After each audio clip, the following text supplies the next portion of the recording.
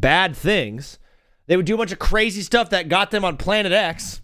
And then they would, like, you know, have these events where they would touch each other and play with each other like adults do. Sweden has a power play right now. Oh, man. And they would pee all over each other. So, yeah, that's I didn't think that's how the show was starting, but I guess it is. Also, we're doing a live watch along right now, live, to celebrate USA! USA! USA! USA and Sweden are playing right now in hockey, live on NBC. The score's 1-0 1-0 US with 17 minutes left in the third, but Sweden has a power play right now. Okay, off the sticks. Let's go. So we're doing a live watch along to this game. This is the biggest game in U.S. Olympic hockey history of the year. Biggest game of the year for the USA in the hockey, in the hockey, in the hockey, in the hockey, in the hookah. When's the last time you guys did hookah? I smoked hookah one time in my life, and I think I just didn't like being surrounded by that many Persian people. Paprika. One more thing. Edro. USA's 100% on the penalty kill. We're talking basketball today. We're talking USA hockey today while this game is going on. We're talking a little bit about the MLB. We've got some stories from the NFL as the franchise tag window has opened up. I'm sipping on a Starbucks espresso drink. I'm having such a dainty little day. Look at how small this little can looks. This is the way that what up, Jen? This is the way that like a normal can looks in Shaq's hand. I've never met Shaq, but I know people who have met Shaq. Everyone says the same thing about him. He's huge. Minka might be getting traded. Are you listening? They're listening to trades. I saw that, Oreo. I saw that. Edro, my guy. As we know, Edro is our Portuguese man of the year. He's also the biggest fan of the Pistons that I know in my life. He's from Portugal but loves the Pistons. Absolutely love that about him. 30 seconds on the kill. I am doing, in honor of Black History Month, I'm going to be doing my top 10 players in the NBA. A little sneak peek for you, Edro, number 10, Cade Cunningham. Wow, yes. I have a list right now that is going to be going up from 10 all the way to 1. 7 seconds left on the power play as the puck goes out of play. Oreo, you know what? Maybe you did. I had to put Cade on there. I had to. I wanted to do the whole time, but then I was listening to old heads about Steph, and I'm like, yeah, come on. You know, what are we going to do about Steph Curry? But, you know, I brought up the point, like, shot for your life. You're down 3. No time left on the clock. Who do you want shooting the shot? Cade or Steph? Obviously, you're choosing Steph in that moment. And the U.S. kills the penalty. Let's go. We're back to full strength. And the puck goes through the neutral zone. And back on the sticks of the Americans. Taze. Wide of the net. Wow. Unbelievable. We almost just scored right on there. Right on there. Right after that. What am I saying? I have a bunch of topics that I can go through. And guys, we are about to enter phase 2 of TBWZ. I know you're like, what is phase 2? Phase 2 is a very, very, very special phase in my heart because what phase 1 was all about was just establishing who we are and what we do. This is Dobus PR. Phase 1 of TBWZ, and I'm going to go over this again at the end of the show, so anyone who missed it at the beginning, they can cover it in the end.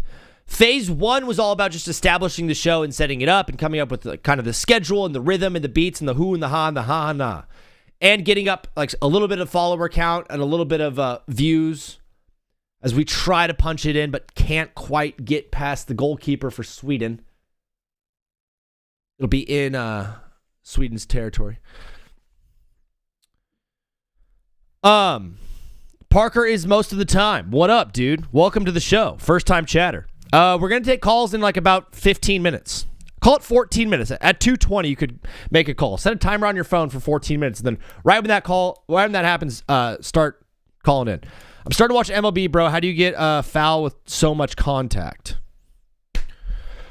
Are you talking about baseball, Edro?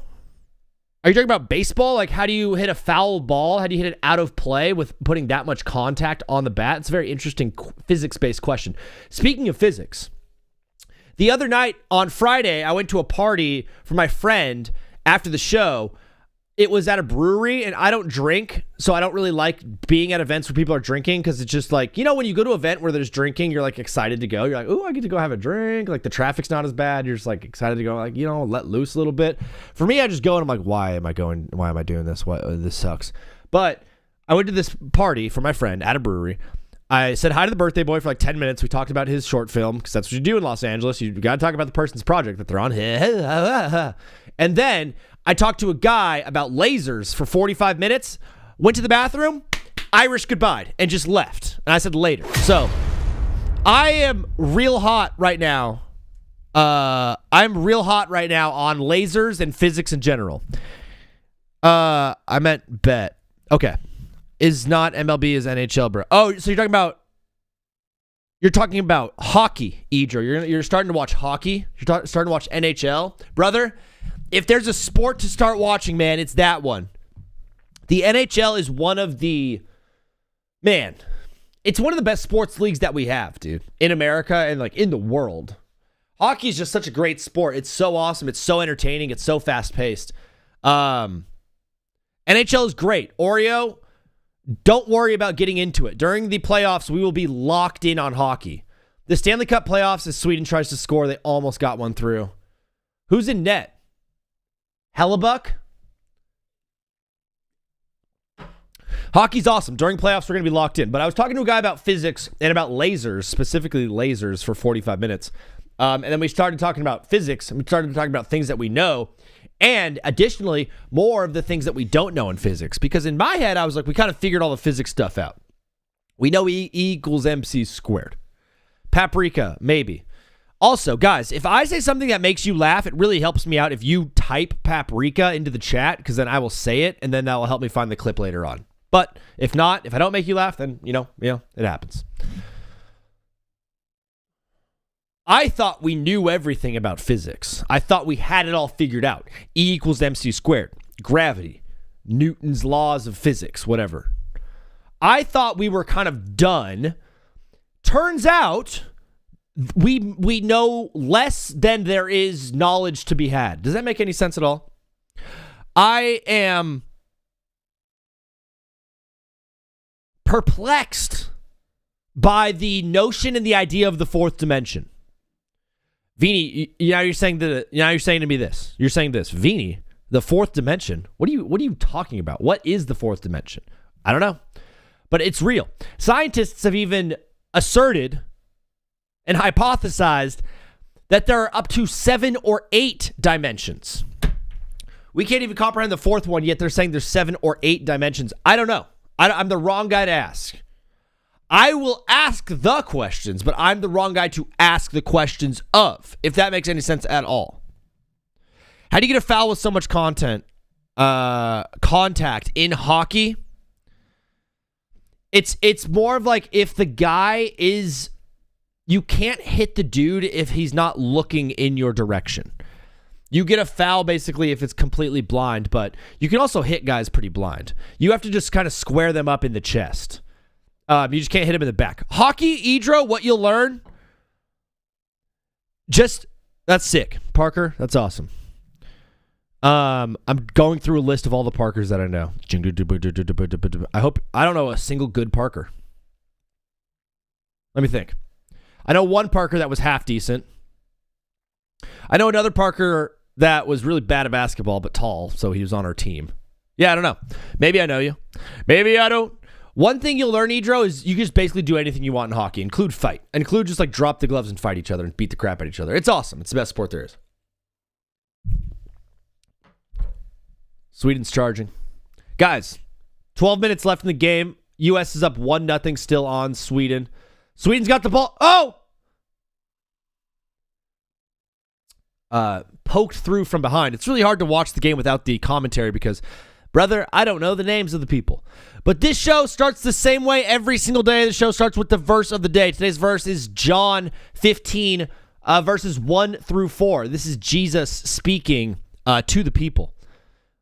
I don't think this is the Sermon on the Mount. Maybe it is. I should have probably known that before I sneaking around. Top of the crease. Deflected. Good stop, Hallebuck. Sweden's got the puck in U.S. territory. They're feeding into the crease. Slips away, but they retain the puck. All right, it's U.S.'s. Getting through the neutral zone.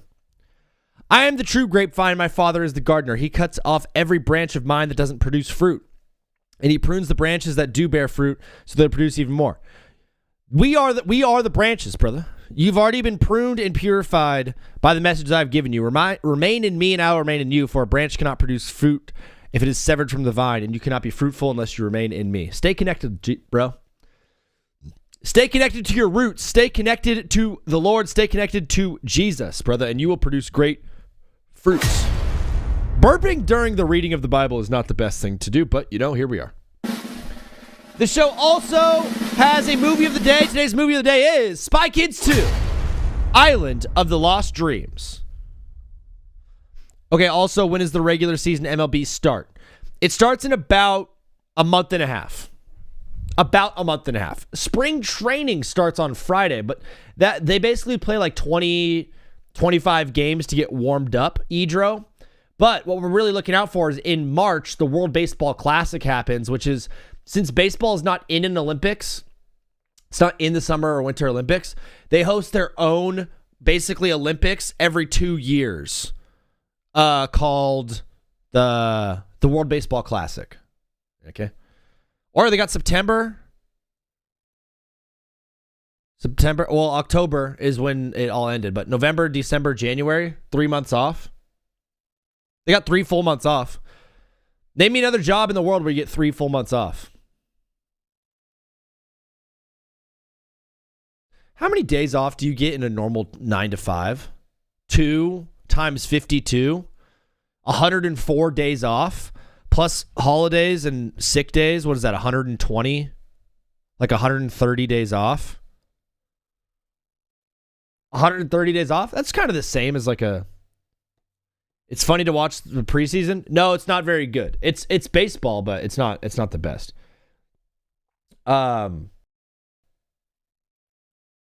We'll be following a lot of baseball. Trust me, Edro. If you want to stay connected on baseball and on hockey, Edro, this is your place to do it, bro.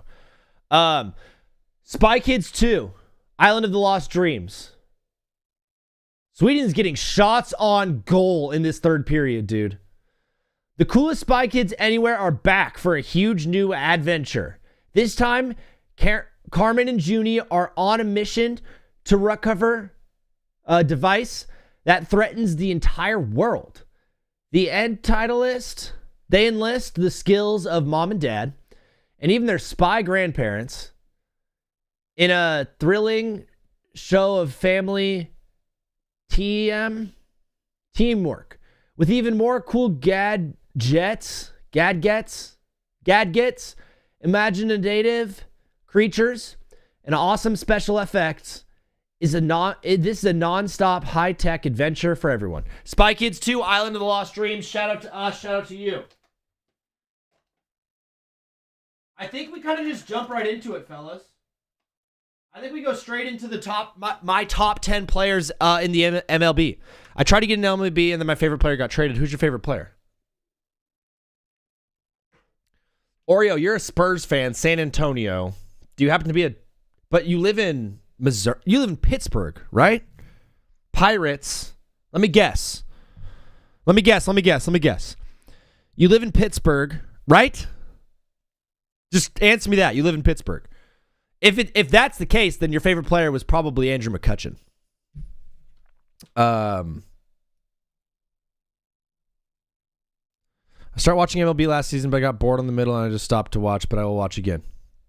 Edro, do the opposite. Start in the middle and then finish the season, because it gets fun towards the end. So start watching real heavy in like August. So then you only have to watch August, September.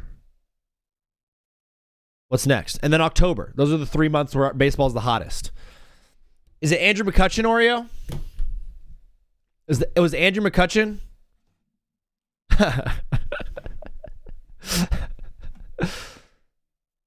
Hayes, because I met him in school on a school season? The hell are you talking about? Who the hell is Hayes? On a field trip? Bro, field trips. I went on a field trip once, and what would always happen to me on field trips was I had four friends. I had Garrett, Logan, Chase, and Kurt. Garrett, Logan, Chase, Kurt. Those were like my four best friends.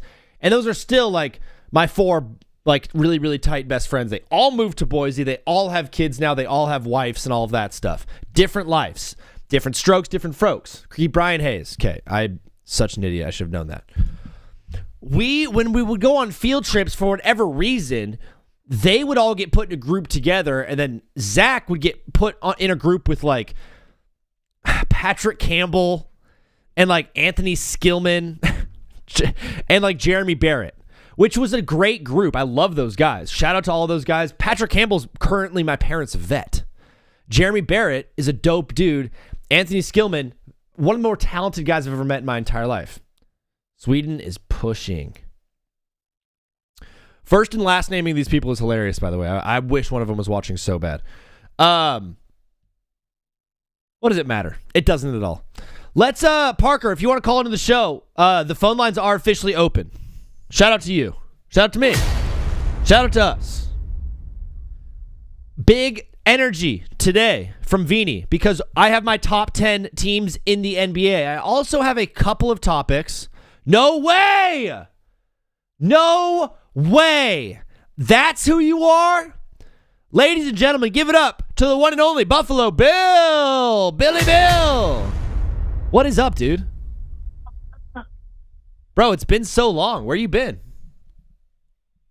Basically, school. Just busy with school? You started the second semester? Third, actually. You do trimesters? No, we do, we have 4 semesters. 4 quarters? Quarters, yeah. Okay, yeah. That makes sense, Bill. Bro, is it just so chilly right now in Buffalo, or how you doing? How you holding up during this harsh winter? It's been very harsh, but this week has been one of the weeks where it hasn't been that cold. Good, dude. That's really good. That makes me happy. And how's the family hanging? Good. Good, no issues with the fam? Everyone's been nice to Bill?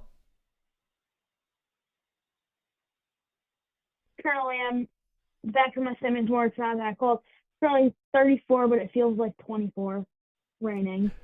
But you're a beast, and that doesn't affect you that much. No. No, because you're used to it. Bill, I've never asked you these kind of questions, if you don't mind. Do you have any siblings, or are you an only? I do have siblings. Are they older or younger? Mostly older. Mostly older. Oh, so you've got a big family, huh? Yeah. That's awesome. Bill, you did a mock draft for us, and I was wondering, as we get closer to the draft, do you want to wait on this one and do a fresh one in like a month when we have some more data after the combine? Or do you want me to display this one for the people, and do you want to explain it now? Because we could do something after the combine, or we could do this now. I can do this now and the combine. It only took me about 5 minutes to make the draft. Okay. I absolutely love that. I love the speed and efficiency at which you're working at, because that's what you do. That's who you are. You're a beast, and that's how you work. Did you put any? And I'm not trying to be dismissive of you. Did you put any research into it, or were you kind of just feeling it out? I did both. Yeah. Before the mock draft, I did some research on like Fernando Mendoza. I think Dante Moore was in there, so if he's not in there. If he's in there, that's whatever. I don't think he is. I think it looks pretty good when I'm looking at it. That again was just my because I did most of it. I did do some research, like those last from about pick 27 to pick to the end of the first round. That's when I just decided let's. It's whatever. I'm not even saying I'm disrespecting the careers. It's just that yeah. The only thing, Bill, is the playoff seedings are not correct. So right now you have like the Broncos picking 31st instead of the Pats. Yeah, But we'll just move some stuff around. Do you want me to go live on the big screen? big soon. Well, I mean, do you want me to display your picks right now live for the people to see? Sure. Bro, let's do it. All right. I'm going on my second device so I can see it. Nice.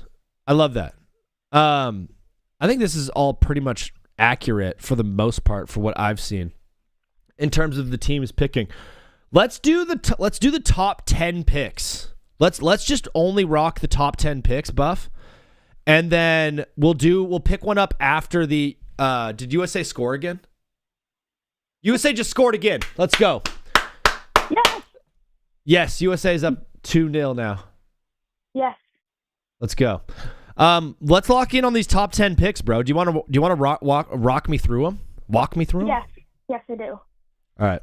So you have Fernando Mendoza, quarterback from Indiana, going 1-1 to the Raiders. Tell me about it.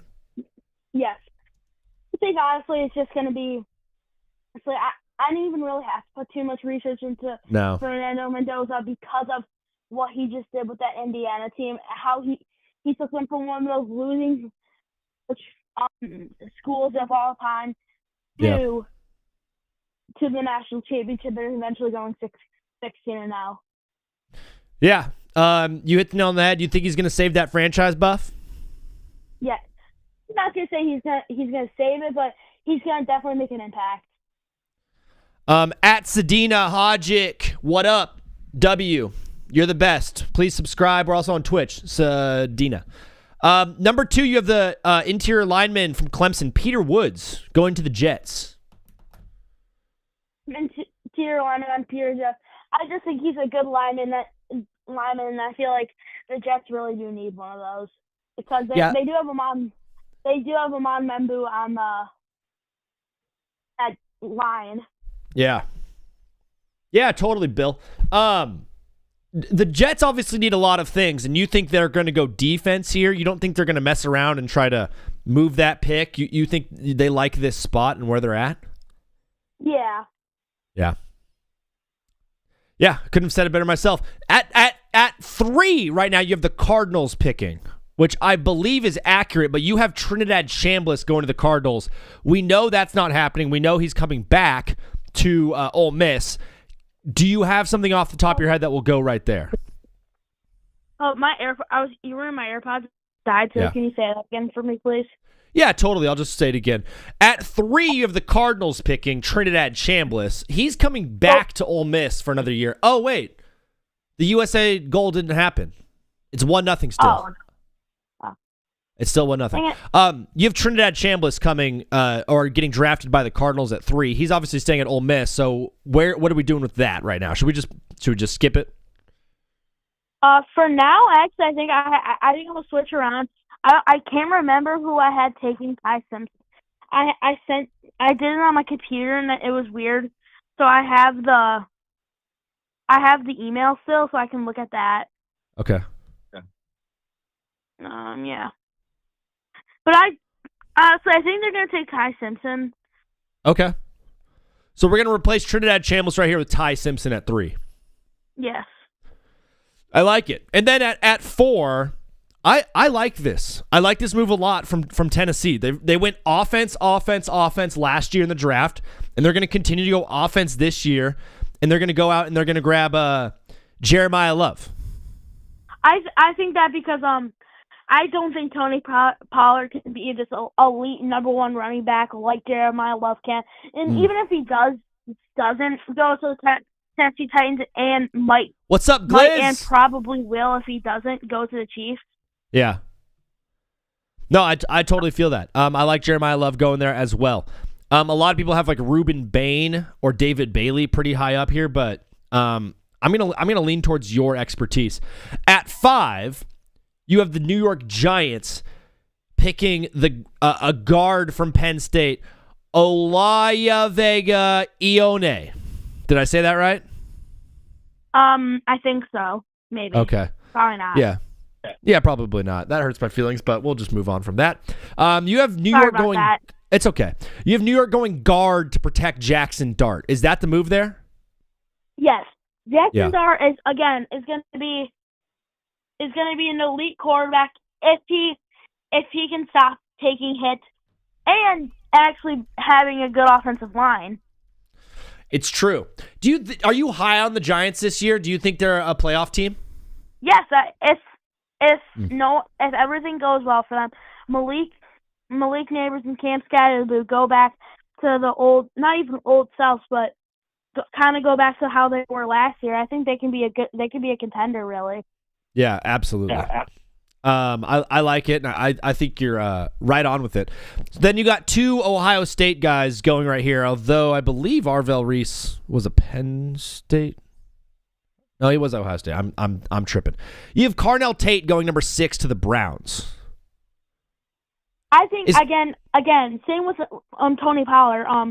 I honestly don't think Jerry Jeudy could be that number 1 receiver unless they get someone like Carnell Tate in the draft. I don't really think they can be that competitive. Wow. What are the odds? So first of all, Jerry Jeudy, if you listen to the show, super sorry what Bill just said. Oh no! Sweden scored.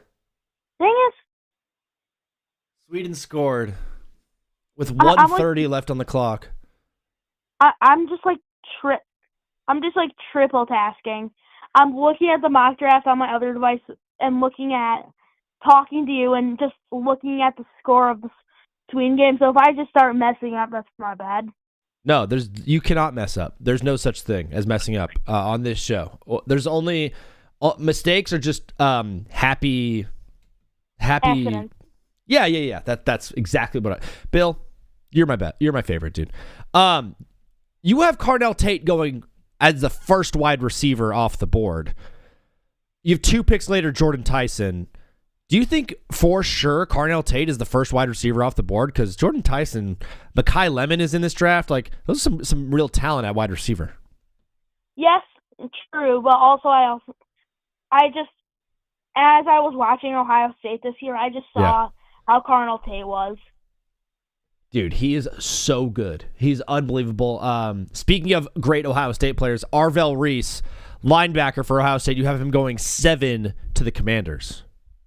I don't even think the Commanders could do no wrong during this draft, except unless they draft a quarterback. Because they already have Jane Daniels. Yeah. They need on defense and offense, and maybe receiver, but Terry McLaurin's getting older, too. Terry McLaurin, yeah, Scary Terry has been getting older. He was also hurt a lot last year. He was. He was hurt a lot last year. Deebo Samuel was hurt a lot last year. Zach Ertz broke his leg towards the end of the season, it looked like. Jaden Daniels was hurt the whole year. I think they've got more issues than people think. Going defense here does seem smart. Any chance they go offensive line here, or are you thinking it's 100% defense?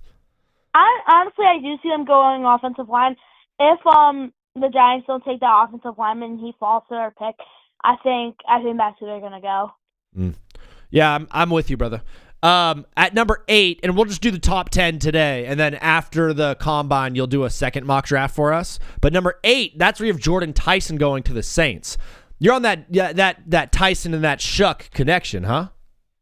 Yeah, I think they could be a really good connection. Yeah. Me too. Anything else on that? Not really. I don't know how Chris Olave is going to be because with his injury that he had later in the year with his blood, I think it was a blood clot in his left lung. Yeah. Yeah. Good point. I like Kellen Moore as a head coach a lot. I think his offensive mind is great, and I think he's going to be able to put together good offenses year in, year out. And having a guy like Tyson will only help that out. At number 9, very, very, very interesting. When I looked at this entire draft, I thought the most interesting pick on here was this Kansas City pick at number 9. Tell me why you went defensive line with Caleb Banks here as interior defensive lineman. Only reason why is Chris Jones is aging.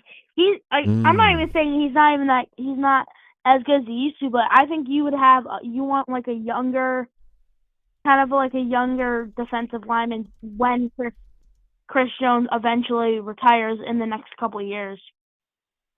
You want to go younger at the position, maybe even a year of him learning underneath learning underneath Chris Jones will help him become a true force. A lot of people have them potentially getting Jeremiah Love here. You obviously have Jeremiah Love going way higher. What's your outlook on the Chiefs this year, Bill? Because they get Eric Bieniemy. It looks like they're going to be getting Yes, Tyreek Hill. Tyreek Hill. It seems like Pat Mahomes on a good track to start week 1. What's your outlook on the Chiefs this year, Bill? I don't think Mahomes is going to be that good next year because he's not a pocket passer. He's not that much of a pocket passer. It's going to be hard for him to kind of try to run around with that torn ACL. You're right. He's not much of a pocket passer. He's definitely reliant on his legs and his mobility. You think it's going to hinder him a little bit? I definitely do. I think that's going to hinder him a bunch with his mobility. I think he's going to I don't think he's going to be as good as he once was. Do you have them getting 3rd place in the AFC West again this year? I think they got, honestly, if Fernando Mendoza does really good, I think if Fernando Mendoza goes on a Jane Daniels rookie year, something like that, but that's going to be really hard. I think that the Chiefs could go last in their division. Wow. Bill, now that would be nuts. I am all here for it, brother. I love where your head's at. Bill, we have one more pick on here. At number 10, you have the Bengals going with safety Caleb Downs. I think this is probably the steal of the draft if he goes that far down. I don't think he's super talented, but I don't think any of these teams really do need safety that much as the Bengals do. That's a good point. You have the top 9 teams don't need safety. Why would they draft Caleb Downs? It's a great point by you, Bill. I'm absolutely loving this. I was just wondering, and if this is too far, let me know and I'll pump the brakes. Do you think we could just, if you put in a little bit of research every week, do you think you could be our TBWZ our NFL draft expert? I mean, yeah, I could.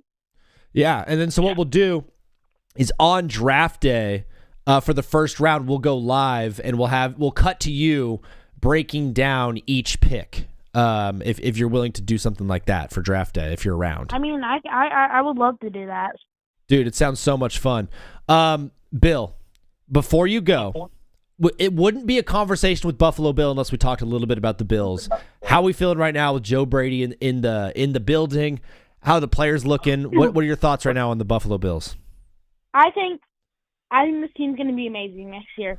Only because Joe Brady, he was Josh Allen's quarterback coach.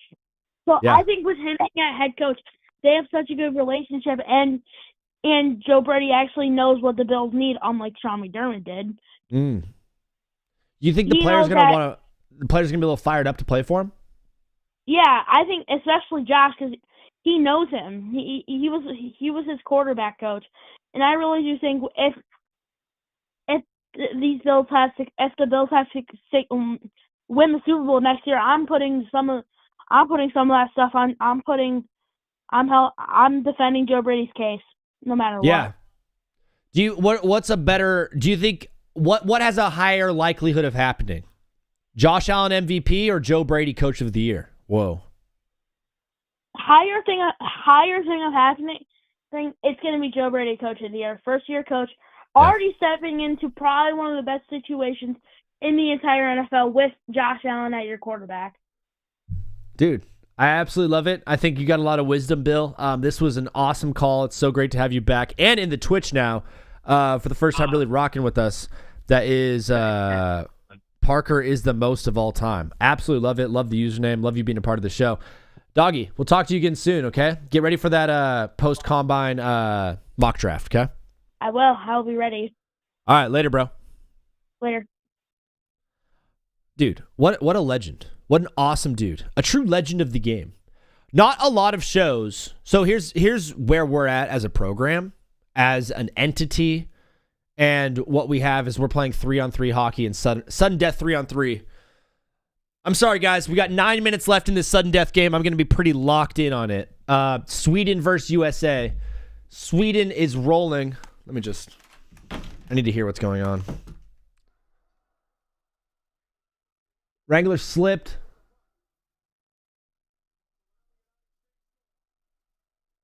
I hate 3-on-3, man. I don't think it's actually representative of how hockey is supposed to be.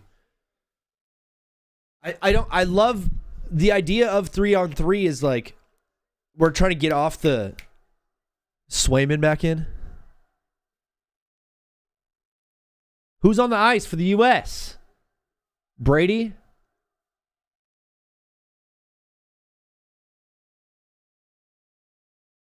Zvenejad.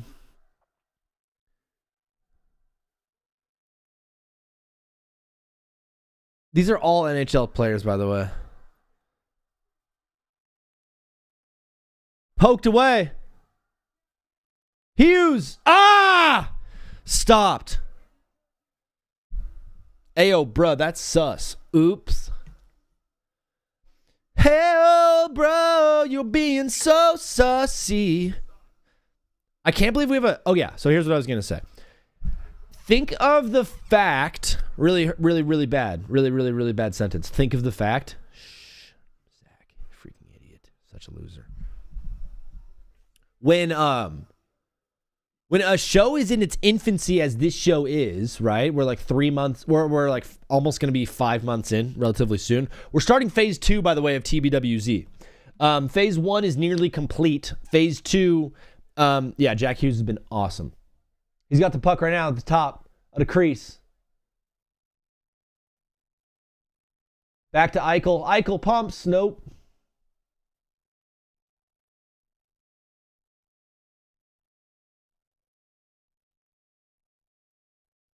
Hughes still has it. Drops it, or Eichel drops it off to Hughes.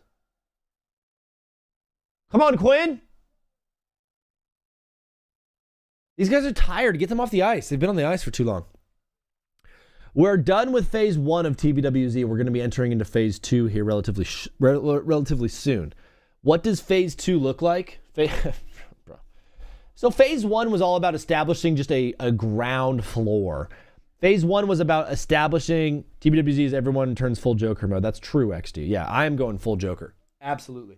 But phase 1 was all about just establishing the show, getting the socials pumping, making content, getting things out, getting a schedule going, getting a rhythm going, figuring out how to do this thing. And I'm very, very close to figuring out how to make this show happen. There are still some kinks to work out. I'm working on an Angentle AI system that is generating reports for me every single day based on what is happening in the sporting world as Lunderskusen misses net.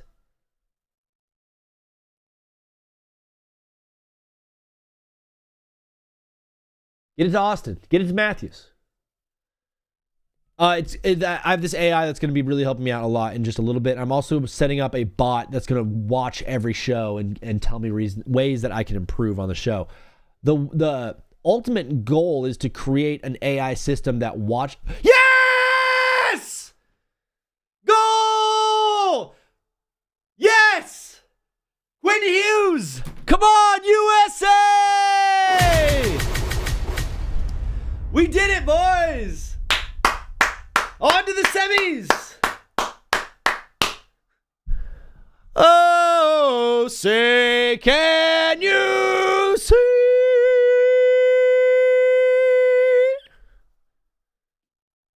America, baby.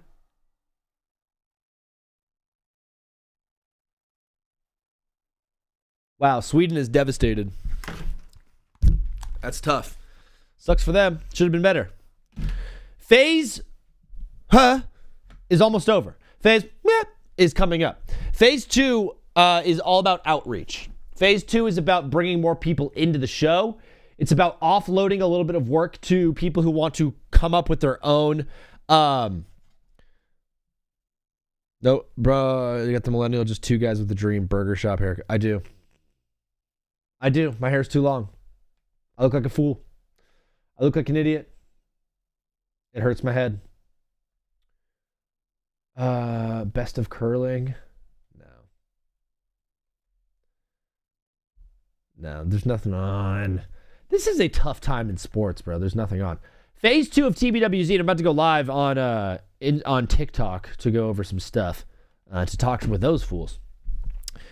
Phase 2 is all about research or reach out or engagement or bringing more people in to the show and into the fold. So I want to have the listeners of the show, the true weenies, the biggest weenies of the show, have their own weekly segment where, Buffalo Bill has his mock draft segment. Maybe Oreo has his top 5 teams, top 5 contenders in the NBA segment. Maybe Slinger has a top 5 places to, maybe there's multiple top 5 lists. Everyone will have their own kind of segment. And then on top of that, I want to have an interview every single day, whether it's with someone in sports, whether it's someone outside of sports, someone just silly, one of my comedian friends, really building out that whole thing. So phase 2 is going to be bringing more people in, having more, let's do it. Having more people contribute to the show, segments for people to produce themselves. And I'm not doing this all for free. Basically, my people who I handpick to create segments for the show will be given basically percentage of revenues moving forward for the rest of time. Basically establishing like my core group. That. And then figuring out a guest booker situation to get an interview every single show. That is phase 2. And then also reaching out to brands and reaching out to companies about sponsoring the show or sponsoring the clips or being a part of things. That's phase 2. But phase 1 will be completed at the end of February. And then we'll be moving into phase 2. Okay. The moment you've all been waiting for. It's time for my top 10 players in the NBA. Unbelievable. Can't believe it took us this long to get here, but here we are. I'm eating Lifesavers today. I got these at the gas station. There's one right by my house. It's funny, too, because there's 2 gas stations. There's a Shell and there's a Mobil. And they're pretty much right next to each other. The Mobil, overrun with homeless people. There's nothing wrong with that. But when I'm trying to buy a bag of Skittles and a Red Bull, not really trying to get hassled for 10 cents. So I go to the Shell. What's wrong with the movie?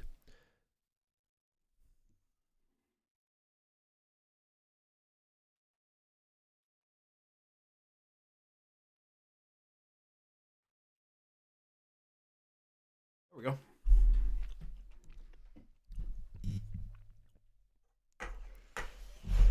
Maybe in the staff chat? Yeah, absolutely.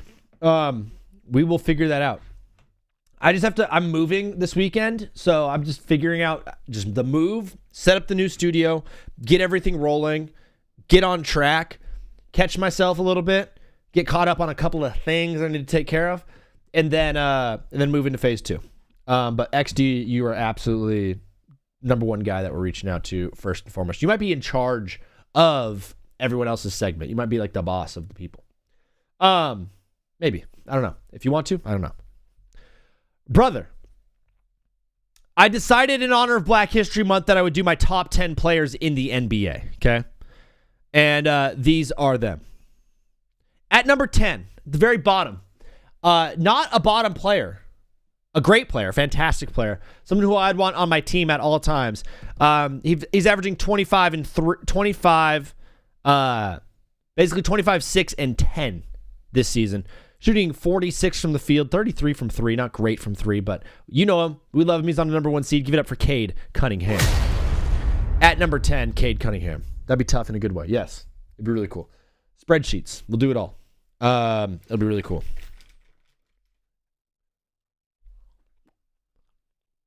This was a tough list for me to make. Not going to lie. There were some names on here that I left off that I really didn't want to leave off, but there were also names on here that I couldn't leave off no matter how much I tried. And this was a name I tried leaving off because I'm biased and lame. But number 9, Jaylen Brown. Listen, Jaylen Brown is averaging darn near 30 points a game and 7 boards and 5 assists.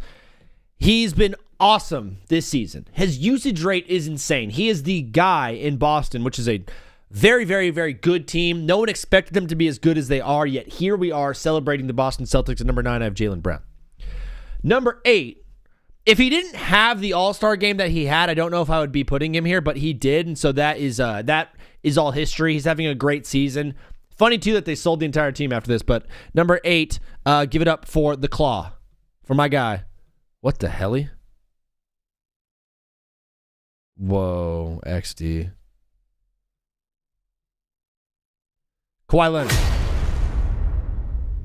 It's so funny, Paprika. It's so funny that the Clippers, like, the best season that Kawhi's ever had in a Clippers uniform, his best regular season ever, is the year where they trade away Zubac and they trade away Harden. Like, bro, the Clippers, how are there Clippers fans? How is anybody a fan of this team? Oh, my gosh. Oh, you built a cool stadium. There's buttons on the seats? Whoa. Oh, hey, Steve Ballmer, you've been circumventing the salary cap to pay for Kawhi Leonard this entire time? That's how you got him? Whoa. Oh, we still lost SGA to get Paul George? Oops. Oh, the reason that OKC is good is because we are incompetent? Oh, cool. How are you still a fan of that team? The Intuit Dome? Don't care. The Wall? Don't care. The buttons on the seat? Who cares? Oh, you got Darius Garland? Pfft. Kawhi Leonard is having the best regular season he's pretty much had. He's been healthy. He's been present. He's been balling out. His performance in the All-Star game, dude, he had 31 points in a quarter. What the heck? Like, he has been great. The fact that this was the year you decided to trade all of your players away and just, like, sell on this season is so funny to me. Like, how are there any Clippers fans in existence? I sure wouldn't be one. I would never be one. The funny thing about being a Clippers fan is I know they were the San Diego Clippers, but you're actively choosing not to root for the Lakers. Instead, you're choosing to root for the Clippers. This is a conscious choice that you're making. I would be so mad at my father if he was like, no, we're Clippers fans when I was like 4.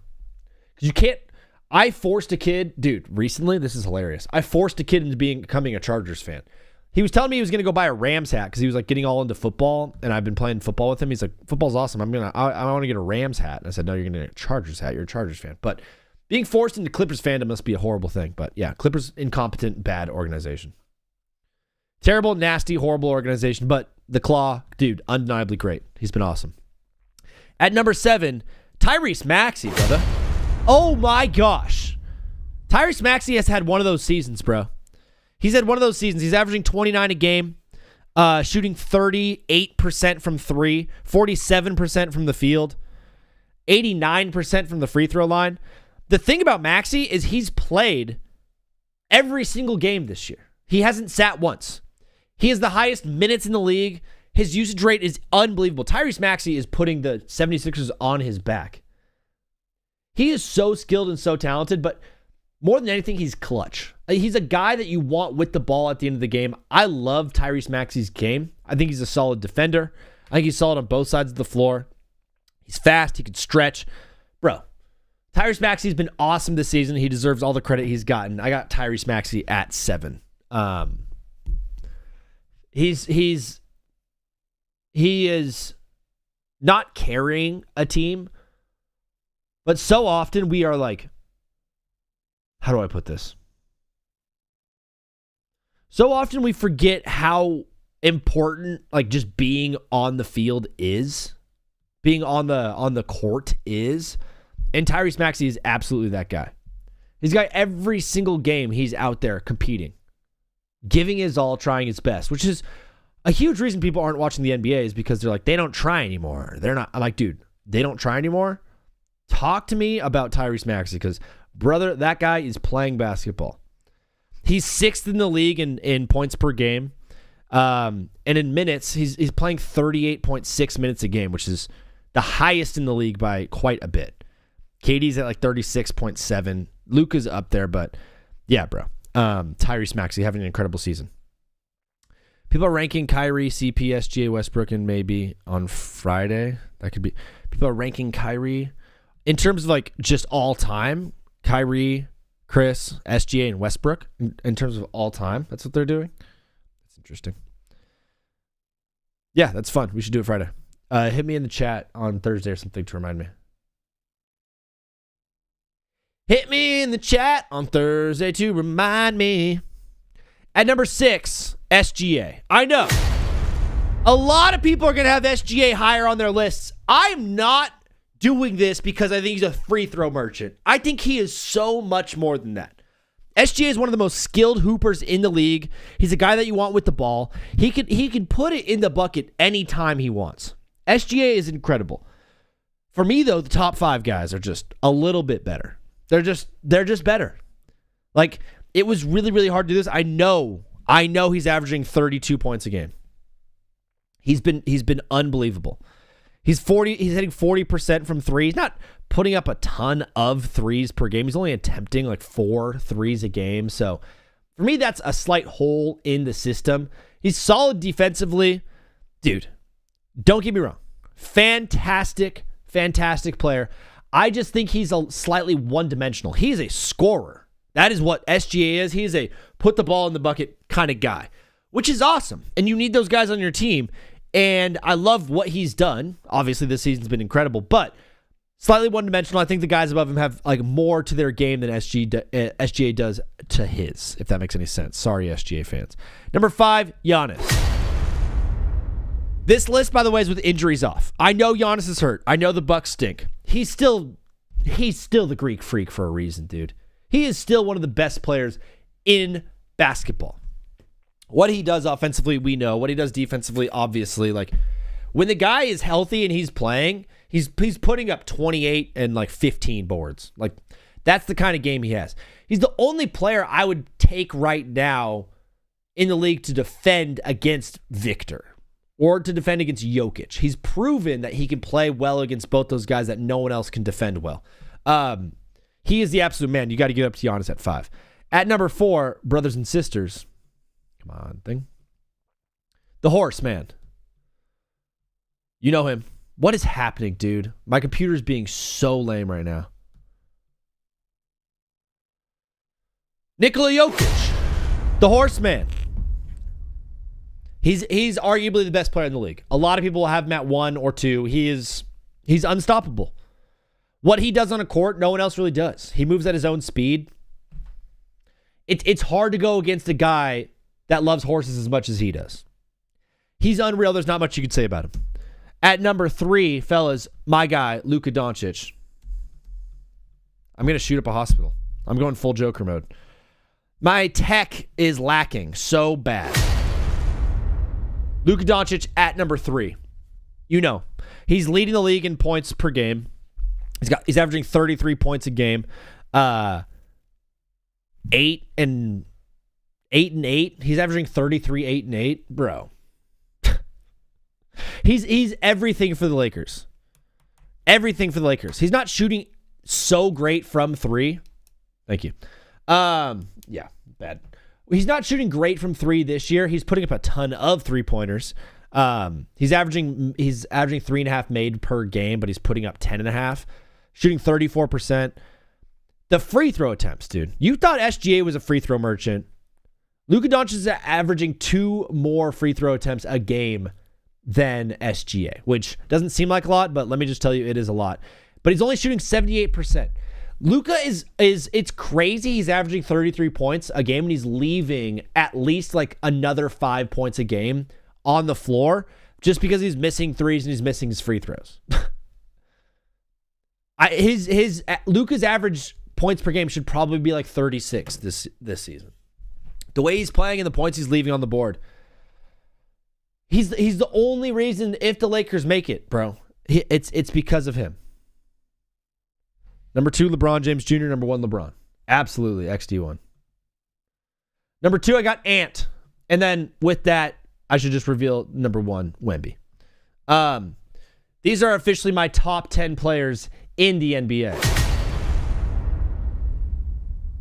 Ant, obviously, you know why. He is the absolute man. He's my favorite player in the league. There's been a lot of talk recently.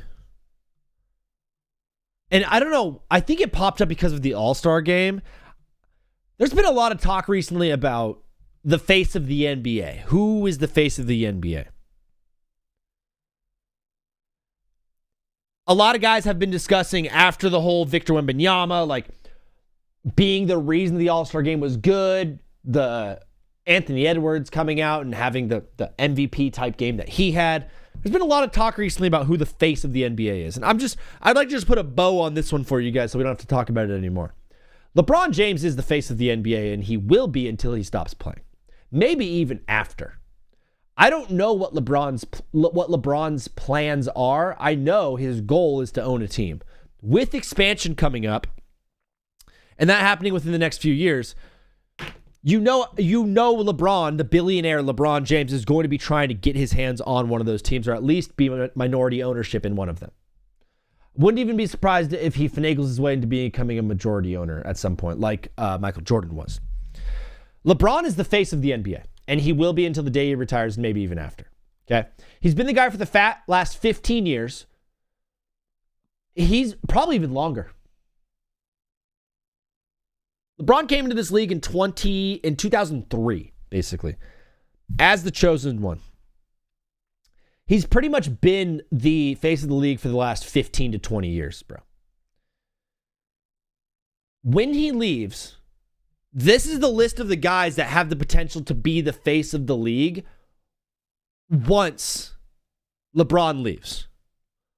Anthony Edwards, Cooper Flag. That's it. Here's the thing about Anthony Edwards. Baby mama alert. Woo, woo. Anthony Edwards has not been the best guy off the court. And I don't think that is like something that we should listen. He's a 20-year-old kid. He's going to make mistakes. He's going to do things. He doesn't owe it to anyone to be like some sort of public example of like how to live your life. He's a millionaire basketball player. He's a hooper. He's like a 26-year-old hooper, bro. Like, yeah, he's going to make some mistakes. He's going to do some things. The thing about Ant, I don't think he wants to be the face of the league. With being the face of the league comes a certain like pressure and a certain amount of like, he can't act the way that he acts right now if he was to be the face of the league. I don't think it's him. I don't think he wants it to be him. I do think he's the one who has the charisma and the talent to be the face of the league. The other guy is Cooper Flag. If you don't think Adam Silver is going to try his darndest to make Cooper Flag the face of the league, you don't know Adam Silver. You don't know how America works. We haven't had a white face of the league since Larry Bird. And shortly after Larry Bird, we had Magic Johnson. Cooper Flag is so gifted and so talented. He has everything he needs on the court to be the face of the NBA. He's also got the skin color to do it. I really, really, really do think they're going to do everything they possibly can to make Cooper Flag the face of the NBA very, very shortly. Because let me tell you, man, Austin Reeves, he's got the skills to do it, bro. I haven't seen a rookie with as much talent that Cooper Flag has. Maybe in my life. Like, I can't remember another time where a rookie was as good and as dominant as Cooper Flag is. Kyrie was really good, but that was a long time ago.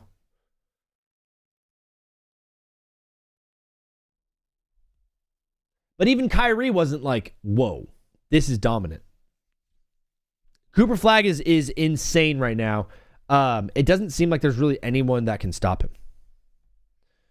Go live, go live, go live. We're about to go live on TikTok. Oops. There we go. Today on TikTok, I have my device heating up. Turn on the mode. Shut up. Today on TikTok, I have my top 5 players in the NBA. Our top 10 players. Just went over it with you guys. Putting it up live for them. I tried last week, if you guys saw that, or on Wednesday, to do like more show topics type thing. And I thought it was fun. Whoa, where's my mic? There it is. I don't think that people were really logging into it. Austin Reeves, Josh Giddey, Chet Holmgren, Tyler Hero. That sounds like a great starting 5. If you throw Cooper Flag on that starting 5, that's probably the best team in the league. Definitely the most respectable team in the league, if you know what I'm talking about. Shout out to Black History Month. I'm going to be getting in trouble today. I'm going to be getting in big trouble today. I do have a couple of items on the wheel, which I did not go over. There was a funny video from last night. The head coach of UCLA, Mick Cronin, talking about him. There's been some NFL franchise tag news and some stuff there involving Patrick Mahomes and the Chiefs, involving Danny Dimes and Anthony Richardson, where he might go next year. And then, of course, Kyler Murray. We're going to be talking about him all year long, it feels like. Talking about him a lot this year. The quarterback thing is just so interesting for me because I don't know if anybody feels the way I do about this NFL season, but I have a big feeling that there's going to be more teams tanking this year than there ever has been tanking. But speaking of tanking, we're talking NBA. TikTok people, what is up? This is my top 10 players in the NBA. At number 1, Victor Wembanyama. Number 2, Anthony Edwards. Number 3, Luka. Number 4, the horse guy. Number 5, Giannis. Number 6, SGA. 7 is Maxey. 8, the Claw. 9, JB. And 10, Cade Cunningham. Is the Claw the best nickname in basketball right now? Is the Claw the best nickname in basketball right now? I know there's one I'm obviously missing. King James will always and forever be one of the best nicknames in basketball, just because it's LeBron and he actually lives up to it, the King. The Claw, though, when you watch him play, when you see his hand size, when you watch that dude do his thing, yes, he's the Claw. That makes perfect sense. Obviously, Wemby being the alien is also really, really good. I like that a lot. No Limit J. Which JB you talking about? Oh, that's a good point. A lot of people might think it's Jalen Brunson. It's not. I have Jaylen Brown at number 9. I don't have Jalen Brunson on my list. I don't have him on my top 10. He might be 11. He might be 11. Yo, Ryan Wallow with the follow? No chat, just straight follow? OMG, bro. We're playing follow the leader right now, dog. I'm playing hopscotch with a bunch of 13-year-olds. That was a weird thing to say. But sometimes that's how it works. Sometimes we say silly stuff. Canada and Czechia went to overtime, and then obviously the U.S. and Sweden just went to overtime. USA just won. Shout out to USA. Shout out to America.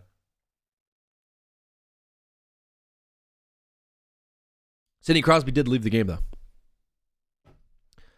Patrick Mahomes just gave away so much money off his contract for his team. That's actually crazy. Like, he's a true legend for that. Yeah, so every single year, the way they designed the Patrick Mahomes contract, it's a very interesting setup. It was a 10-year deal for Patrick Mahomes. And essentially in this 10-year deal, there's an 18-month pay period. So, what up, CJ? My guy. Thank you for liking it up, bro. Blast it out. You're the homie. It's an 18-month pay period per year. So the fiscal year for the Pat Mahomes contract is actually 18 months. So the math is a little bit weird there. So the $75 million a year is actually $75 million over an 18-month period. And they're able to spread that out and defer some of that. Vincent, my guy, how you doing? I'm doing all right, bro. I'm in the process of moving. I'm doing good, though. Vincent, you are the man. How are you feeling, brother? Hammer Dong, we're so good at women's curling. Yes, sir. Got them ladies throwing stones. Am I right? Got them ladies skipping class on the ice, throwing stones like we're nice. I'm proud to be an American when I see them women slipping and sliding on that ice. I'm proud to be an American at all times. No matter if we are doing good as a nation or poor as a nation, I'm proud to be an American. For at least I know I'm free. Yes, Travis Kelce is an unrestricted free agent. Juwan Taylor's going to be making $27 million. Chris Jones is going to be making $45 million a year on that team. Wait, injuries off? Maxey's better than Tatum? Yeah. Jordy, yes. Yeah. I don't know what Tatum looks like post-injury. Kind of have to see that first, in my opinion.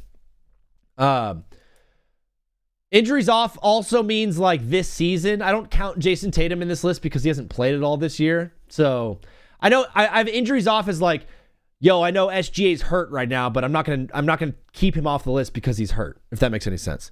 Oreo's back, yes, sir. You should talk about the second phase since a lot of people are here now. Yeah, second phase, phase 2.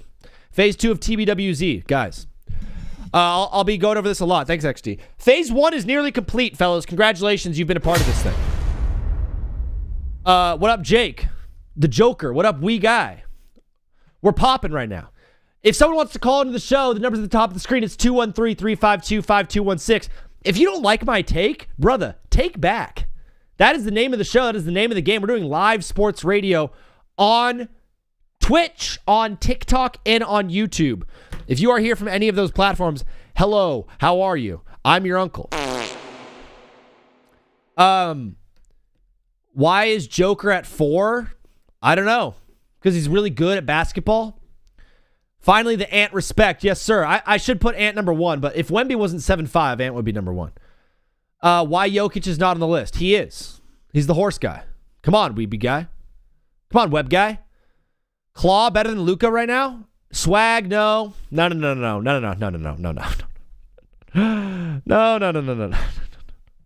The Claw better than Luka right now. Oh! Wow, what a riot! No one will be better than Luka this season.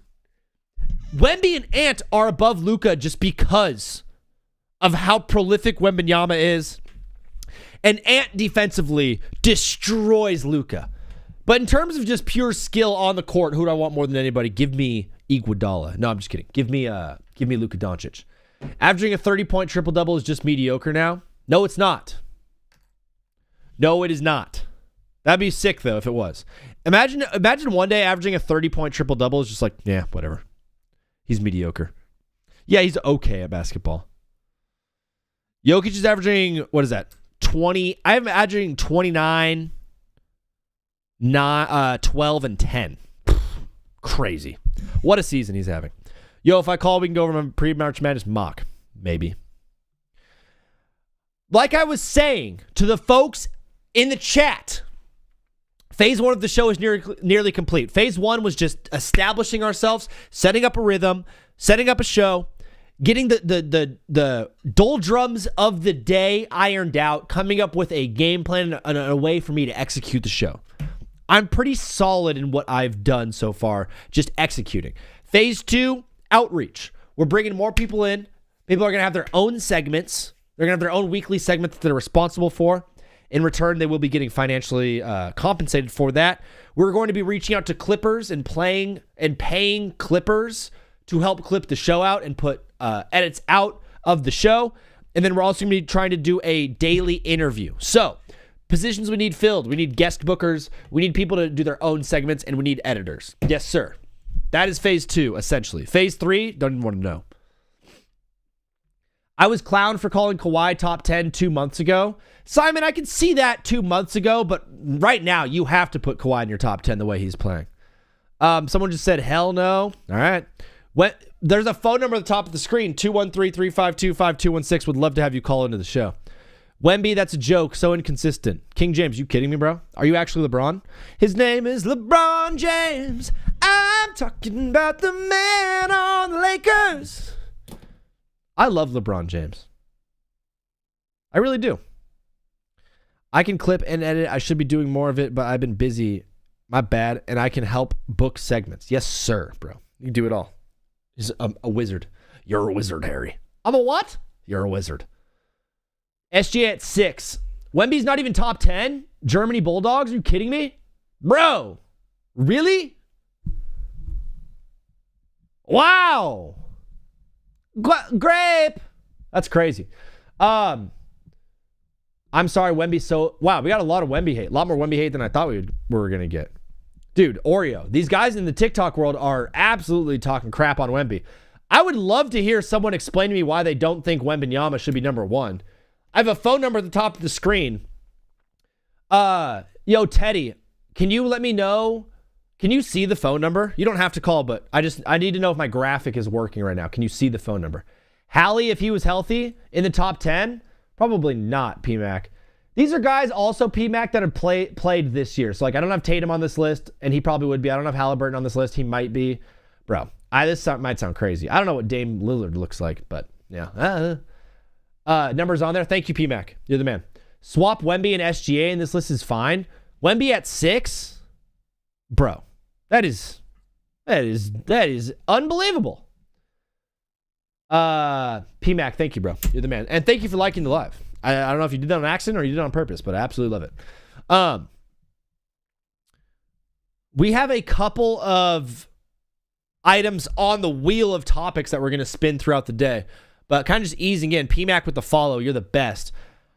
I had a call earlier from Buffalo Bill. Yet to get an organic caller from the TikTok world about the top 10. If any of you have the balls or the butt or the gut to call into the show, please call in. Would love to hear from you. All calls will be fed through my mic, so those on TikTok will be able to hear you. Carl said, give Cade his respect. He's top 3. Bro, I love Cade Cunningham with the best of them. The Pistons are the one team that I'm looking at, and I want them to win more than any team that's not my team, which is the Lakers. If you're putting Cade in the top 3, who are you taking out of that top 3? I would love to hear that. PMAX said Russ or CP3 all time. They played such different positions. A lot of people have been talking recently about CP3 or Russ being better. Chris Paul was the point god. He played the position better than anyone's ever played it, maybe outside of Magic Johnson, but he has AIDS. Paprika. Chris Paul plays the position of point guard, or played the position of point guard. In the modern game, probably the best we've ever seen. Russ didn't play point guard the way that CP played point guard. Russ was the most athletic freak of nature that we've ever seen in the NBA. When Russ was averaging a triple-double over an entire season, that is probably the greatest season we've ever seen. And we don't really talk about it. We just clown on him for what he's done. That 724 number, I don't know if I missed it or you hung up early, but please let me call back if you want to. If I was to go all time, like there's such different positions, but in terms of just like impact on the game of basketball, it has to be Russ, dude. It has to be Russ on impact of the game of basketball. Chris Paul played the position maybe better than anybody, and what Chris Paul was able to do was incredibly successful, and he had some great success. He had some great seasons. Russ, you cannot name a guy that played the game like Russ did. Oh, okay. You're good, Oreo. You can't. Cade over JB, in my opinion, over Jaylen Brown. Jaylen Brown's having an amazing season, Spence. It'd be a lot for me to knock someone off, to put Cade above Jaylen Brown, in my opinion. Wemby and Luka aren't top 3, in my opinion. I'd give it to Cade, Ant, Giannis, or SGA. Carl, wow. Would love to have you call in just a moment. This is Oreo. What up, bro? How are you? Doing good. Dude, Oreo, my top 10 list. People are talking about it right now on TikTok. I'd love to get to your NBA mock draft in maybe later in the month. But right now, do you have any takes on my top 10 list or anything I got wrong? Yeah, I don't, as well as he's been playing. Yeah. He's just not on a good enough team for me to like him in the top 10, and that's Kawhi. Really? Yeah, I know how well he's been playing. Mm-hmm. He's been playing phenomenally. Yeah.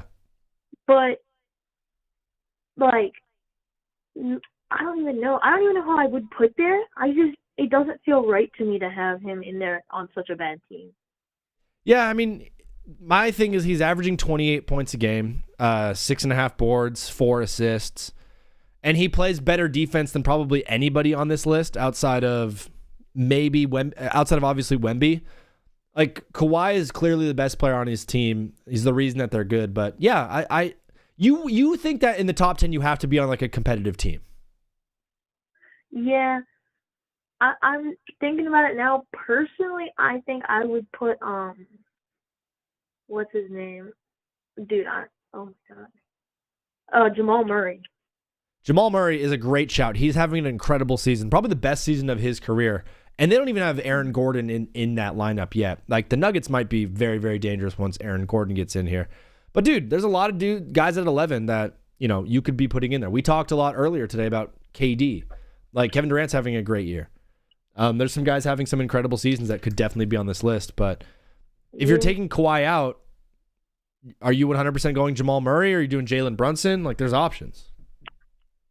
I mean, yeah, probably Murray. I mean, Brunson's all right, but again, the struggles we've seen with the Knicks, it doesn't sit right. It's like, if he can't carry a team through a whole year, kind of how Jamal Murray's been with Jokic out for a little bit there. Yeah. Like, Murray was able to carry the team without a decent, like, he had a decent supporting cast, but without a good one like Jalen Brunson has had. But even without, I think someone was out on the Knicks for a while, and that team fell apart. Was it Bridges?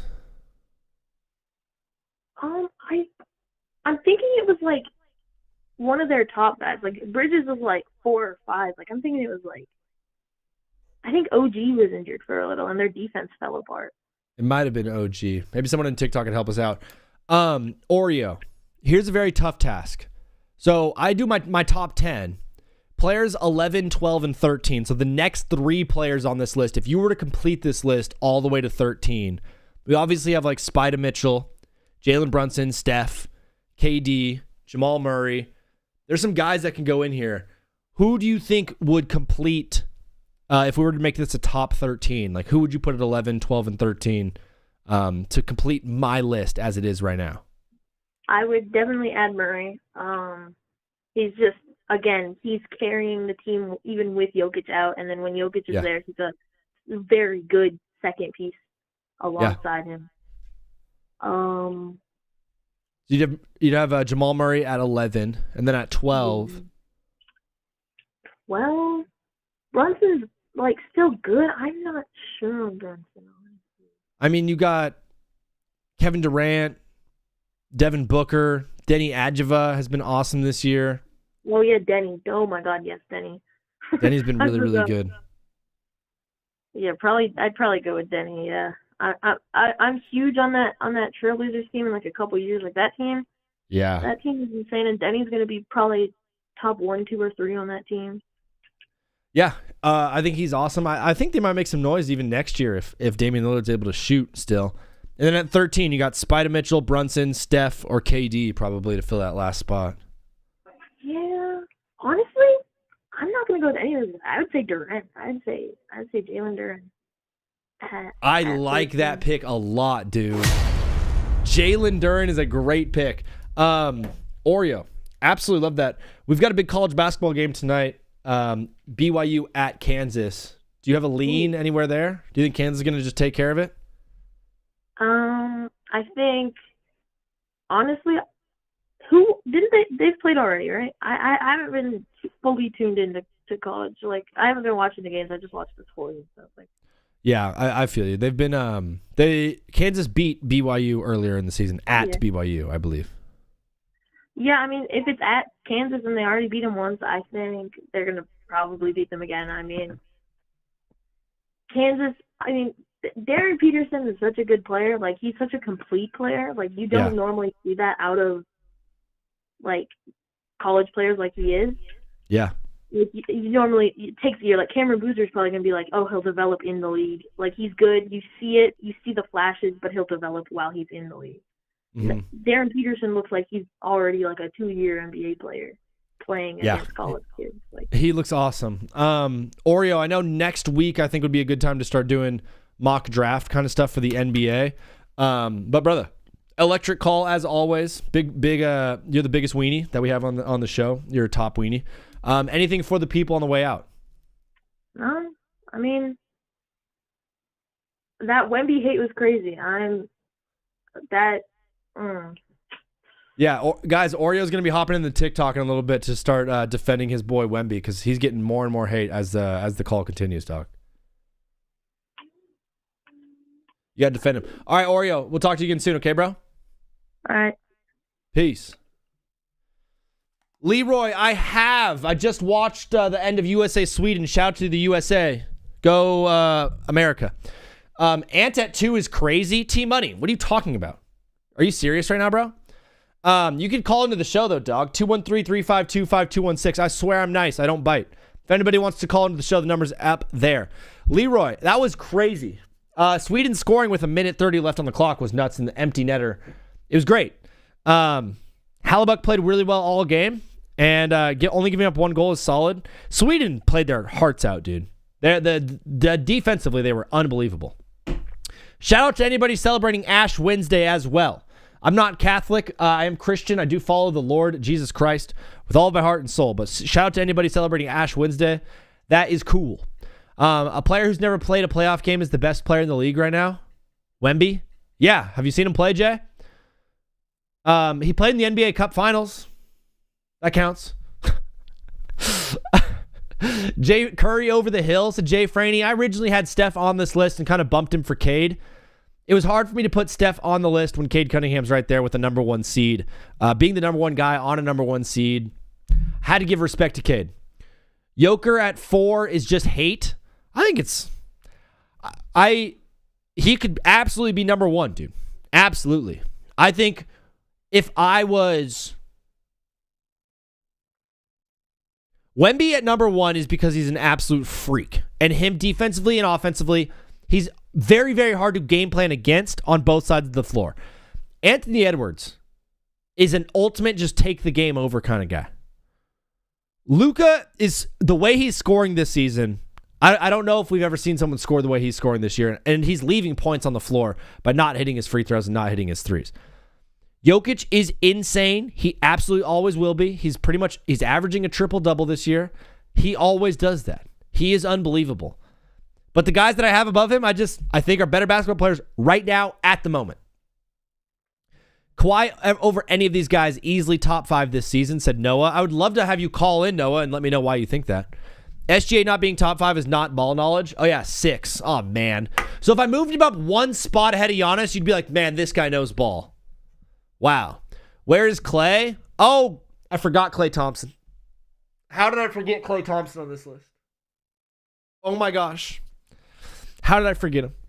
Wemby at 1 is wild. I love Wemby as much as the next guy, but Jokic is above him. Jokic, the only player, there's no one in the league that can do what Wemby does. The top 4 guys are like so unique. Really, the top 6 guys are so unique in their game that there's like not a guy that can do what they do as good as they do it. No one can do what Wemby does. Nobody can do what Wemby does at all. Liam, thank you for the follow, bro. If you're in here and do not follow, please hit that button. Also, if you want to call into the show, the number's at the top of the screen. This is a live radio show. We take live callers every single day. Going through these guys' points per game is how I kind of ranked a lot of this stuff. Ultimately, though, I wanted to shout out Tyrese Maxey for being on this list. He has played in 52 games this season. He's averaging 39 minutes a game. Of the possible 48. There's no one playing more minutes. There's no one playing more games than Tyrese Maxey. There's no one with the usage rate that Tyrese Maxey has. He's been efficient this year. He's been awesome. He's averaging darn near 30 points a game. Running all those minutes, running the Sixers. This was a Sixers team that had a legit MVP on their team. Randon, thank you so much for the follow, bro. You're the man. Tyrese Maxey was on a team with Joel Embiid, who was the MVP. How rarely do we see in this league in the NBA where a guy joins a team with an MVP and becomes better than that guy in like 2 years? That's what we have with Tyrese Maxey. And brother, do not blink. VJ Edgecombe might be the next guy to do it. Crazy. Trust the process, they said. The process is the dumbest thing that's ever happened in the NBA. The MVP at 6. Last year's MVP, SGA at 6. Yeah. Dude, SGA is having a great year, man. He's having an awesome year. I just think the guys above him are just better basketball players. SGA is slightly one-dimensional to me.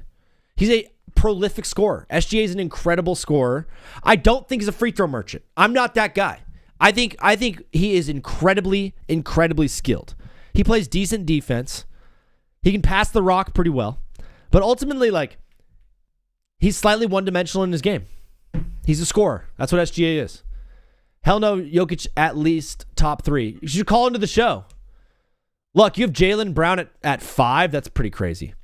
Denny is better than Kawhi, so this makes no sense. I don't think Denny Adjeva is better than Kawhi Leonard, dude. I mean, there were some. I saw the notification next to you. It's funny. There's some guys that Denny Edgeva is obviously better than, but to say Kawhi Leonard is pretty crazy. Kawhi Leonard is not naming Wemby. Kawhi Leonard's the best defensive player on this list, so gotta have him on. List is solid. You can argue anything about personal preference. It's true. Thanks, PMac. Thank you for watching the show too, bro. You're a man. Guys, we're also live on the Purple app at Take Back with Zach if you want to watch there. We also have a link to the Discord over on my Twitch if you want to join our Discord and kick it with us. Yeah, Liam, thank you for defending me, bro. Brunson is better than Maxey? I don't think so. By the way, this JB is Jaylen Brown. It's not Brunson. I should have probably clarified that, but that's going to make some people really, really, really, really mad. Jaylen Brown is averaging the same as Maxey in less minutes and best two-way player. I have him on the list, bro. Jaylen Brown is not playing as many minutes as Tyrese Maxey is also. Jaylen Brown's averaging one more point a game. And Tyrese is averaging 3 more assists a game. I don't think Tyrese Maxey is a fine two-way player, in my opinion. Brunson is far better than Maxey? I don't think so. I like Jalen Brunson a lot, dude. He's incredibly talented. I don't think he's better than Maxey, though. Maxey is a clutch gene. I know Jalen Brunson's clutch as well, but Jalen Brunson's just undersized, man. If Wemby didn't get hurt, do you think he could have won MVP over SGA? I think he win MVP this year. It's one of those awards, dude, where the word valuable is just up to so many people's interpretations. So, yo, Toby Spellman, thank you for liking the live. If you guys are in here and you want to like it up, that would help me out and help it grow. Additionally, if you want to call into the show, the number's at the top of the screen, 213-352-5216. Brick Jock, where do you think Kenneth Walker and Tyreek Hill go? The Kenneth Walker thing is interesting. He's the Super Bowl MVP, and the Seahawks basically are already saying that they're not going to be re-signing Kenneth Walker, the Super Bowl MVP. When's the last time we saw a Super Bowl MVP not play for that team again the following year? This will be the first time in a long time. And then Tyreek Hill, all signs are pointing towards Kansas City. I don't think he does a whole lot for that team, though. If valuable was true, LeBron James would have like 14 MVPs. That's 100% true, Jake. In terms of value, Wemby is the guy. Get used to Wemby being hurt, by the way. 10 man. It's an interesting take and one I've been having about the postseason. When I think about Victor Wembanyama in the postseason, I think he could do really well in a series. I think he could do really well in 2 series. But can he play 4 7-game series as hard as he plays, carrying a team like the Spurs to the finals is going to be really, really tough on his body. I don't know if he can hold up to it, but brother, if anybody can single-handedly lead their team, it's that dude.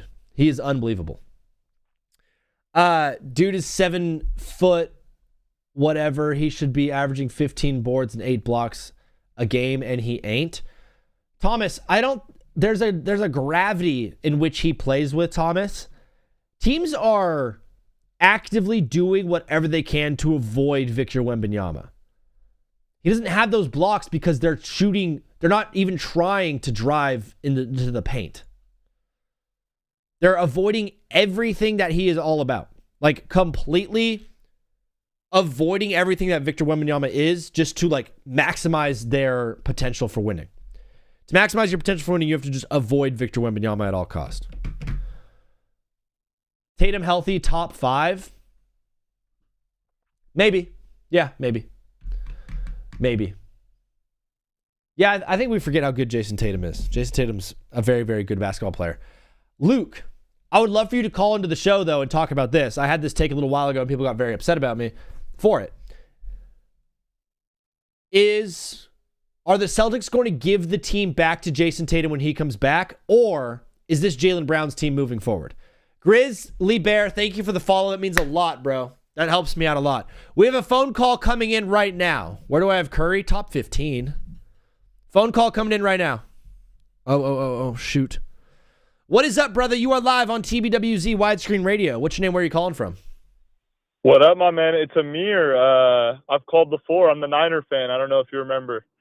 Yeah, my guy Amir, the Niner fan. Brother, let the people know where you're calling in from, Amir.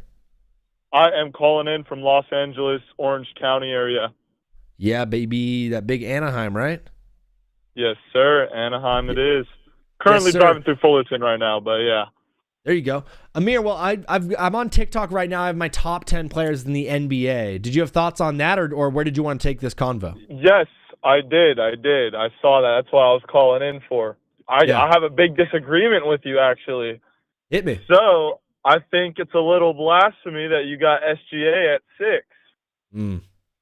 As, if anything, he might be considered 1 or 2 in the league. I wouldn't even go lower than, lower than 2. 3 is arguable, but definitely not out of the top 3 for sure. Yeah, a lot of people have SGA in the top 3. When you think about the 5 guys ahead of him, outside of Luka, really, all of them have such an element to their game outside of scoring. Luka's obviously a prolific passer, but SGA to me is he's the best pure scorer in the league right now. He is the Jamal Crawford. He is the ultimate hooper that we have in the league, but his game is slightly one-dimensional. Like, it's kind of all he is a scorer to me. Really? I would argue that he also has defense. He's one of the best defensive guards in the league. I understand that he is surrounded by defensive players, so it may make him look a little better. But for his size, for his balance, he's able to bump offensive players like really well. He gets a good amount of steals, a good amount of blocks. I mean, for someone who puts all that effort into scoring and being, a score-first player, he still he's on the above-average defenders list when it comes to guards. And you can't say that for a lot of people. Like, example, Luka, he's definitely below average, you know what I mean? And he's on the same level, if not worse, than SGA scoring-wise. Yeah, I'm with you. I think he is a solid defender. You mentioned it, though. I don't think he would have as good defensive numbers as he does if he wasn't playing on a team that was like surrounding him with defensive talent. Don't get me wrong, SGA is incredible, but like what Giannis does for a team, I think is more impactful. I think what Jokic does for a team is more impactful. What Anthony Edwards brings, what Wemby brings, what Luka brings, SGA I think can be. He obviously is their number one guy, but if SGA went on to the other teams above him, or if he went to the Bucks or the Spurs or something, I don't think he'd be the number one guy on those teams. It would still be Wemby, in my opinion. Like, I think if he went to Denver, I still think Jokic would be the guy. Like, SGA is incredible, but he's also surrounded by talent on both sides of the floor. So, but like when you say the guy, for example, let's say he did go to Denver and played with Jokic. Yeah. I don't know if you could say that Jokic is going to be the guy. Like, if it's the last 2 minutes, who do you want the ball in the hands with? I would rather have, and especially if we're down, I would rather have SGA with the ball. Maybe if we're up, we could give the ball to Jokic, let him, make the right decision. But if we need to go win, I would rather have SGA with the ball than Jokic. I trust him more. He's going to get the more efficient shot. There's just a higher chance that ball is going in the bucket, 100%. And I guess it's hard to say if there's a guy. Yeah, you can even make an argument for Jamal Murray. It's just Jokic plays the game in such a different way than anybody else. Like, his impact, both sides of the floor, and passing and shooting and rebounding. Like, he has so many different dimensions to this game. I think all of the guys above SGA have so many dimensions to their game outside of just pure scoring, except for Luka. Luka and him are pretty much the same guy, and they just do it differently. But that's just what I'm feeling, brother. Hey, I respect it. I am I'm a really big SGA fan. Even when I catch me out in the 24-hour fitness pickup runs, I'll be trying to steal some of his game. It might not look nowhere near as good, but but you're out here trying, bro. Exactly. But I wanted to give my SGA opinion, show him some love on the show real quick, because big SGA guy. I think he's great for the game, and he's going to be great for many more years to come for sure. I love it. But yeah, thanks for talking, man. Sorry for the short time. I just really wanted to give some love to SGA. You're great, Amir. Thank you so much for calling in, bro. When we're live, we'll talk to you again soon, okay, bro? Sounds good. Have a good one, my man. All right, peace. That's my guy, Amir. Phone lines are officially open. Phone lines are open. If anybody wants to call in, we're getting a call right now from an unknown caller. Unknown caller, you are up on the show. What is up, brother? You are live on TBWZ Widescreen Radio. What's your name and where are you calling from? What's good, bro? My name is Landon. I'm calling from New York. My guy Landon from New York. Are you in the city or are you upstate? I'm upstate. Upstate, bro. I've been to Syracuse, I've been to Albany, and I've been to Buffalo. Are you in any of those? No, I'm like in Middletown.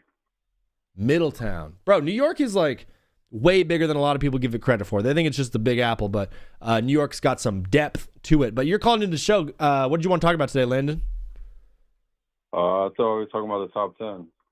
Yeah, bro. Hit me. What did I get wrong? I definitely don't think that I don't think Shai Gilchrist is better than Jokic in the clutch, bro. That's some nigger shit. Whoa. Sorry, bro. We can't be saying those words, dog. I'm about to get banned now. Sweet.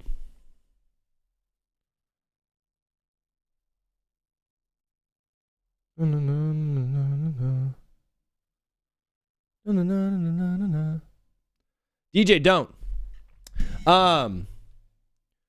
Luka, bro. Nate Dogg, you don't think Luka should be in the top 10? You don't think Luka should be in the top 10?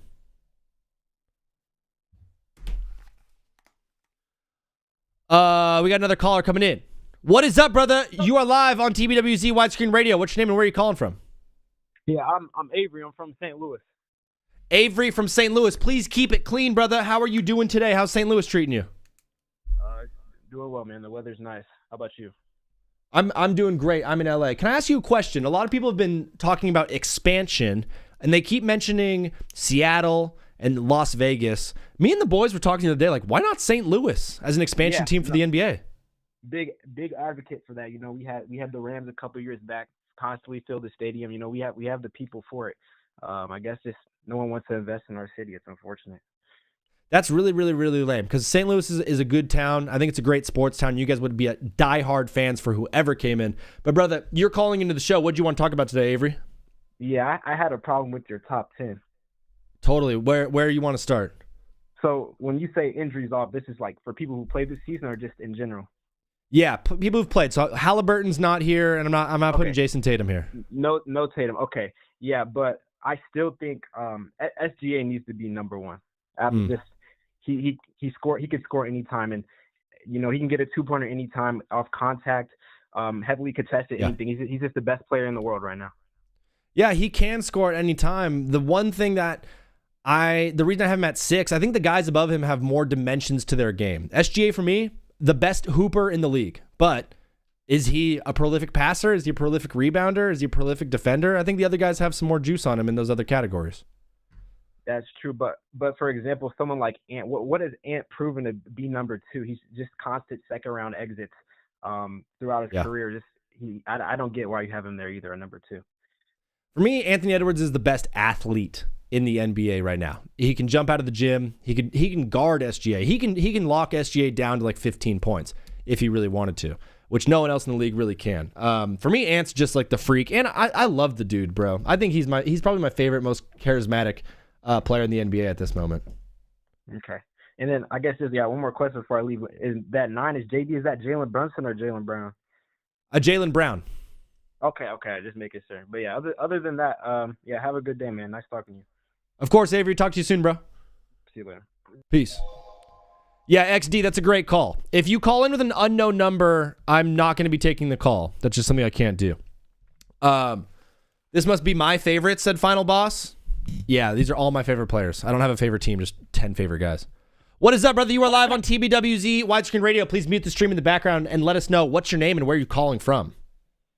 This is Malachi. I'm from Oklahoma City.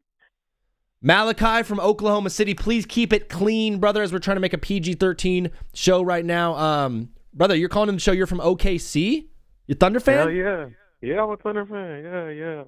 So let me guess. You think SGA should be in the top 5? Bro, you are – I'm not – don't cuss, right? Don't cuss. Yeah, please. You are delusional. You know? I'm going to keep it 100. I'm going to be for real. Yeah. Like Anthony Edwards, like the dude said before me, hasn't proven anything. You're talking about he can hold SGA to 15 points. What are you watching? Are we watching the same stuff? Because you can't be for real, You don't think he could lock him down? bro. Anthony Edwards is an overrated defender. You're not a big Anthony Edwards guy. I love Ant actually, but he's just a tad overrated. Like, what are we talking about here? What is he better than Shea at? What is he better than Shea? Like, Shea's a good defender. Why are we not talking about his defense? But you want to talk about Anthony Edwards? He's a solid defender. Absolutely. Absolutely. Keep going. Over a block a game. Yeah. In the season before. And what one still? Yeah. Has he? He has? Oh, has Ant averaged what? A block and a steal. Over a season? I don't think so. I don't know. Do you have the answer? I'm pretty damn confident I'm right, man. And I need you to change your list right now off the respect of me, bro. For real. And this is not a demand, but this is a strong opinion. You feel me? This is a warning. Sniffing me? You sniffing me? You sniffing me? Malachi, this is one of the most electric calls we've ever had. Electric? Please. Yeah, amazingly electric. You've got an intensity to you that it cannot be replicated. Do you think Shea's defense would be as good as it is if he wasn't on the Thunder that was just surrounding him with defensive talent? Shea's a good help defender. He's a good blocker. Yeah. He can still. I mean, yes. He's just a good defender. He was looked at coming into the NBA as a defender. You want to hear something hilarious? Forget this, man. Talk to me. You know how I said Anthony Edwards could lock Shea down to 15 points if he wanted to? Right. Shea's averaging 35 against the Timberwolves this year. 30 shots? 35. 35 shots, or you said 35 points per game? 35 points per game against the Wolves this year. Yeah, bro, it's like that, man. Like, I'm telling you, man. Look, man. Change your list right now. Just do it out of curiosity. I don't got nothing to say about Wemby because he could do it all. Yeah. So you'd put man. SGA at 2 and then move Ant down to 6? Bro. Hold on, bro. Bro, your list is not it, bro. It's just not it, bro. Luka's not even better than Shea. He's a fucking Oh, I'm sorry. You're good. He's a liability, bro. Can we talk about it? Can we be for real? He's a liability, but offensively, Jokic bro. Is a liability. Jokic is a liability. We not like defense is so important in the league nowadays, and we looking at liabilities like Jokic and Luka. Like, no, we can't do that. You gotta play defense just as good as you play offense, B. I think Jokic plays solid defense. I hear you about Luka 100%, but the dude's averaging like 34 points a game and is leaving points on the board. He's only shooting like 81% from the free throw line. There's a realistic chance that he should be shooting averaging like 36 or 37 points a game, Luka Doncic. Wow. Well, it's crazy to believe because I see Jokic is the sorriest help defender. He can't defend. If you can't defend, you're not in the top 3 in MVP. Can I give you my top 3, sir? Top 3, you got Wemby right 1, now. SGA 2. No. That's right here. Okay, if SGA comes back, in time, I got SGA 1. Yeah. 2, I got Jaylen Brown. Whoa. You heard me? No, fudge that. I got Jaylen Brown at my 2. Okay. 3, Cade Cunningham, and 4, Jokic. Wow, you have Cade and JB up at 2 and 3. Can I ask you a question about Jaylen Brown? Yes, sir. Talk to me. First of all, Malachi, this is an awesome conversation. Absolutely love you, brother. Call back whenever you want, dog. But Mutual.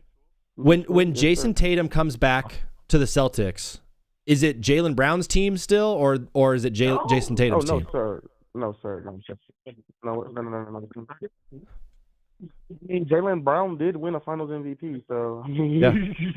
Hey, that's a great question. I'm not gonna lie, I love it. I don't know if I have the answer for that, man. That's a Yeah, great question. I've been trying to find Celtics fans to call in and tell me because a ton of them are saying no, it's Jason's team still, and I'm like, if Jaylen Brown still has ego, he's still a human being. Yeah. Like he wants to be the Yeah, guy. he is. Yeah, I feel you. Yeah, you're right. He's still a human being. I think Jalen. I don't know, man. That's a great question. I think you have to ask the Celtics fan because I watch the Celtics play, but I don't really just watch them all the time. So my opinion might be biased. But from what I've been seeing, Jaylen Brown has been putting in that work, and he's got this Boston Celtics team looking like real little sneaky. They could make a little sneaky shot in the East. I feel like they could be the next team. Real contenders. I'm going to let you go in just 1 second, Malachi, but before you do, you're an OKC Thunder fan. What team do you least want to play in the Western Conference Finals? So let's say you're making it to Western Conference Finals. What team do you not want to see? Bro, look, I'm going to tell you the truth, bro. We not worried about nobody in the West. We're East. When it comes to the playoffs, we got our experience last year from winning. We know what it takes. The year before that, we had to lose. Bro, look, when we healthy, I don't even feel like the game with the Nuggets last year should have went to 7 games. If you really watch those games, you know the game, the Pacers, all that, bro. Halliburton hitting that first shot, bro. All those games should have been done before 6. I will tell you, we will not go to a game 7 this year. Remember that. I love that. Malachi, that's a great take, bro. We're live Monday, Wednesday, Friday from 2 to 6. If anybody, to be for real, the Spurs. The Spurs, yeah. Wemby's hard to defend. He covers so much ground, but I'm just keeping it 100, bro. So much. Malachi, you're awesome, bro. Thank you for calling in. We're live Monday, Wednesday, Friday, 2 to 6 p.m. Please call back whenever you want, and God bless you, brother. Yeah, God bless you too, man. All right, peace. All right. Bro, unbelievable call right there from Malachi. Thank you, Malachi, for bringing the heat. If you're calling into the show, bro, you got to bring the heat. You got to bring the energy. You got to be just like that. That 337 number, you're coming up soon. Crypto said horrible list. Fellas, if you're in here right now and you have not liked the stream, please try to tap it up. And if you do not follow, please hit the follow button. We're taking a call right now. What is up, brother? You are live on TBWZ Widescreen Radio. What's your name? Where are you calling from? My name's Carter. I'm from Louisiana. You said it's Carter? Yeah, I'm from Louisiana, yeah. Carter from Louisiana. I have a rule. You have to be at least 13 to call in. Are you 13, bro? No, sir. All right. So you're 14, right? No, I'm not 13. I'm sorry, I didn't know. No, it's okay. Well, I'll scrap it. Carter, you're calling in the show, bro. What do you want to talk about today? I'm trying to figure out why Luka is not number 2. Oh, you think Lucas should be 2? Yes. Who do you have Wemby at 1 still, Carter? Yeah, I wouldn't be at 1. Yeah, and then you have Luka at 2, and then you're moving Ant down? Yeah, because, I know last year they got cooked by Timberwolves, but let's go back to when he went to the finals with only Kyrie, and Kyrie was not even good. And they cooked freaking the Timberwolves from them. Now, last year, I don't know what happened. True. But Luka has been dropping, I don't know, the most points in the league. I mean, if he didn't get injured, he would still have a good chance to win MVP. Bro, first of all, Carter, I'm just going to give you a round of applause. Just W Carter in the chat, guys, for this call. He absolutely knows ball. Are you a Laker fan, Carter? Yes, sir. Dude, I'm a Lakers fan as well. How'd you become a Lakers fan in Louisiana? Well, because I really never watched basketball. When I watched the Lakers. And when I tried to watch the Pelicans, they're not good. It's just not fun to watch. I feel you. They're not nearly as fun to watch. Are you a LSU Tigers fan? Go Tigers? Yes.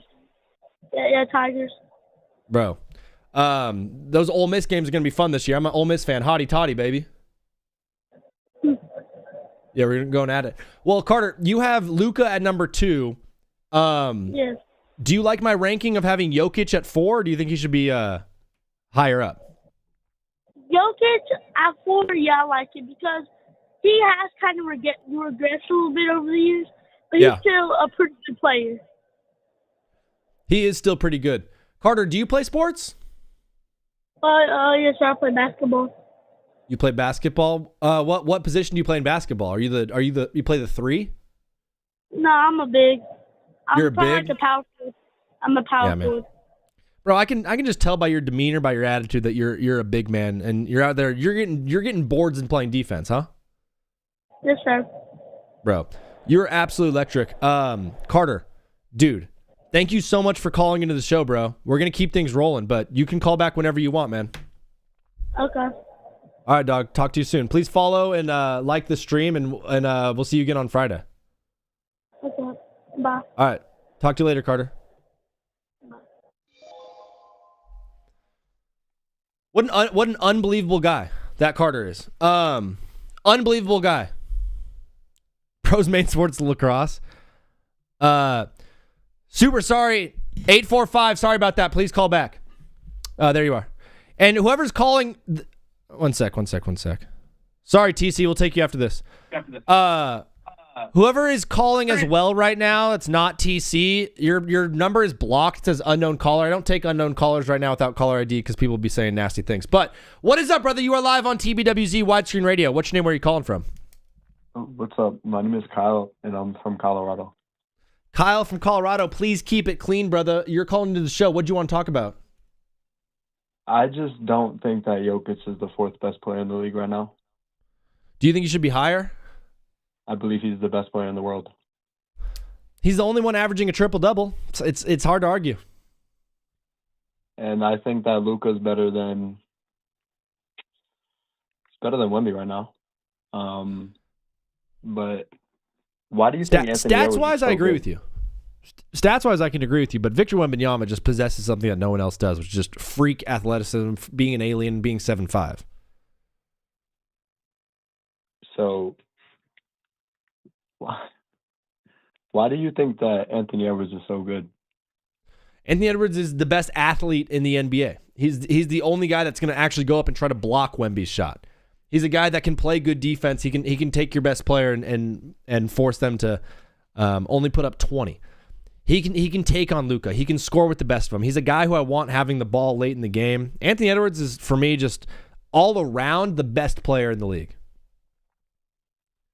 I don't agree. I think he's a nigger. Oh, I'm going to be honest.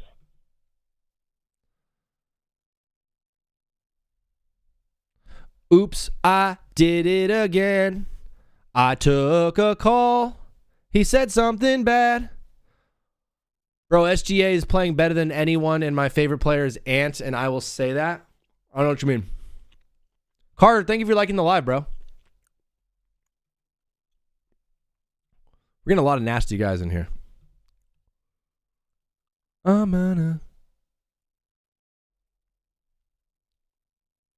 don't think it was XD. Carter, thank you for the follow, bro. Carter, you're the man. Who just called me? Was it the 845 number? What is that, brother? You are live on TBWZ Widescreen Radio. What's your name? Where are you calling from? My name is Carson. I'm calling from Tennessee. Carson from Tennessee. How you doing, brother? I'm doing good, brother. How about you? Good. You're calling into the show. What do you want to talk about today? There's a couple things on your list I would twist around, and I do got one question for you. What's up? Okay, is JB Jalen Brunson or Brown? JB is Jalen Brown, Celtics. Okay, I like that take then. Okay. Okay. So I think I'm putting Cade top 5. You're high on Cade. Yeah, I'm really high on Cade. He plays great defense. He's great all around, kind of. Yeah, and he's the best player on a number 1 seed. Yeah, exactly. Yeah, and he's I'm great. dropping Wemby. Like Wemby, he's talented, he's special, but his team is stacked. Like he's on a great roster, and it's in my opinion, he should be doing way better. Like you think Wemby should be playing better than he is right now? I think he's just playing low minutes. What do you think he's going to look like in a playoff series? Do you think he's going to be playing a ton of minutes, or are they going to try to keep him healthy? I get what you're saying. Yeah, he is like a health risk because he's so big, but in my opinion, that team should be number 1 easy. But they lost to like the Knicks. They're losing to teams like just random games they should be winning. He's a competitor. He's a competitor, and I really like that. But I just think with what he has on his team, he should be doing better than teams like Cade. Even Luka's that same exact category. Like Lucas team's stacked. They should be winning every game almost. But in my opinion, I think I'm not really sure, but Giannis can be a top 5 player because he hasn't played that much this season. So I'm taking really. I like Wemby at 3. I'm putting Tate at 2, and I'm taking maybe Giannis at not Giannis at 1. Jokic at 1. Just because when Jokic plays, they win, and they actually compete, and they like with a worse roster, in my opinion. Like his roster is nowhere close to what. I mean, Jokic does have Christian Brown and Jamal Murray and Aaron Gordon. I think his roster is pretty solid, built around him. Of those teams, probably the Lakers have the worst roster. I mean, I know they have LeBron and Austin Reeves, but outside of that, they don't have a whole lot. Who's your team, bro? Yeah, they also been injured, all of them. Yeah, who's your team, dog? I'm a Spurs fan. Like, I like Wemby. I love watching Wemby. That's really what got me into the NBA here recently, because there for a while it was unwatchable in my opinion, but Wemby really made it worth a watch. Yeah, he's made it really fun. And my favorite thing is he tries hard. My favorite thing about Wemby, to be honest, is he's like a villain. He doesn't want to be the good guy. He wants to be a villain. Yeah, I like that too. Yeah, but he's great. I just think with his roster, I think Cade Cunningham has to be up there top 3. Like, he's just been balling out. And like he's been awesome.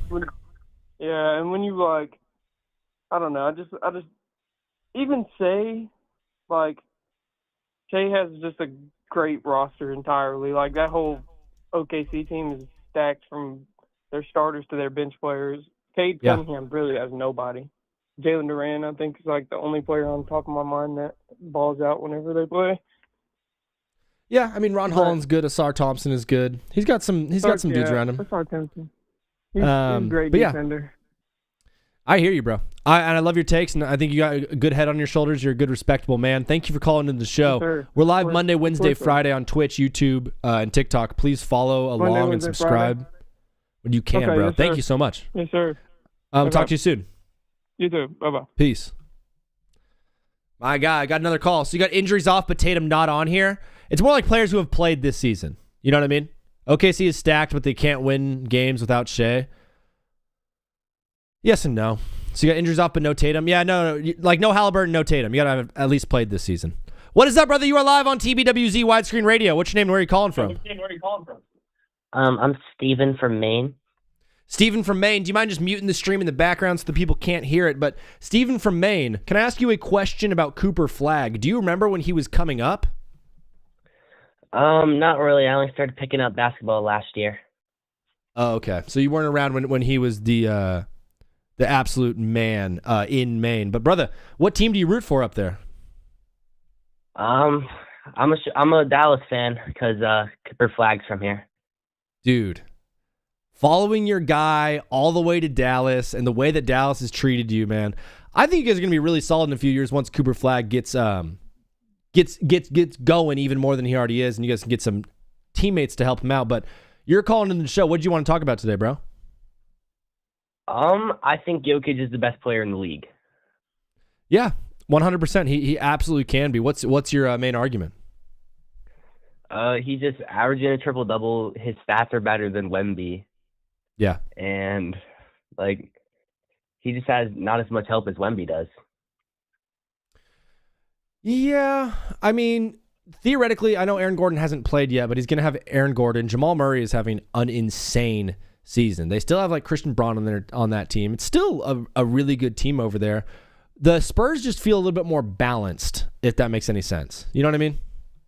Yeah, I get it. They do. And Jokic is don't get me wrong, he is incredible. I just don't know what Wemby's going to look like come playoff time because he's still on a minutes restriction. We haven't seen him like fully unleashed, if you will. And when that happens, I don't know what the kid's going to look like. But when he does play a full game, he puts up 40 points. That's true, but also, who's stopping Jokic? Yeah, you can't. This game of NBA basketball, where it is right now, it's like You cannot stop the best players. You're going to give up points. You're going to get cooked at some point. These guys are going to be able to put buckets up on you, whatever you do. So, like, you have to just minimize the damage. And I think it's a little bit easier to minimize the damage that Jokic brings than it is Wemby, because there's no really way to defend a 7'5" dude. But then again, there's no way to defend Jokic. Isn't it crazy that, like, you said that you just recently started watching NBA? Yeah. But isn't it wild to see, like, oh, the most dominant player in the league is some, like, 7-foot white Serbian dude that passes really well and doesn't even sprint? Yeah, I mean, he's just very unathletic. Yeah, he's got a rare form of athleticism that not a whole lot of us possess. And you said you're a Dallas Mavericks fan. Are you excited for the next few seasons, or do you think they've got a lot of work to do? Wait, repeat that? What would you like Dallas to do in the offseason to build around Cooper Flagg? I think they need to pick up the greatest player of all time, LaMelo Ball. Bro, that would be so sick. I'm not going to lie, that'd be awesome.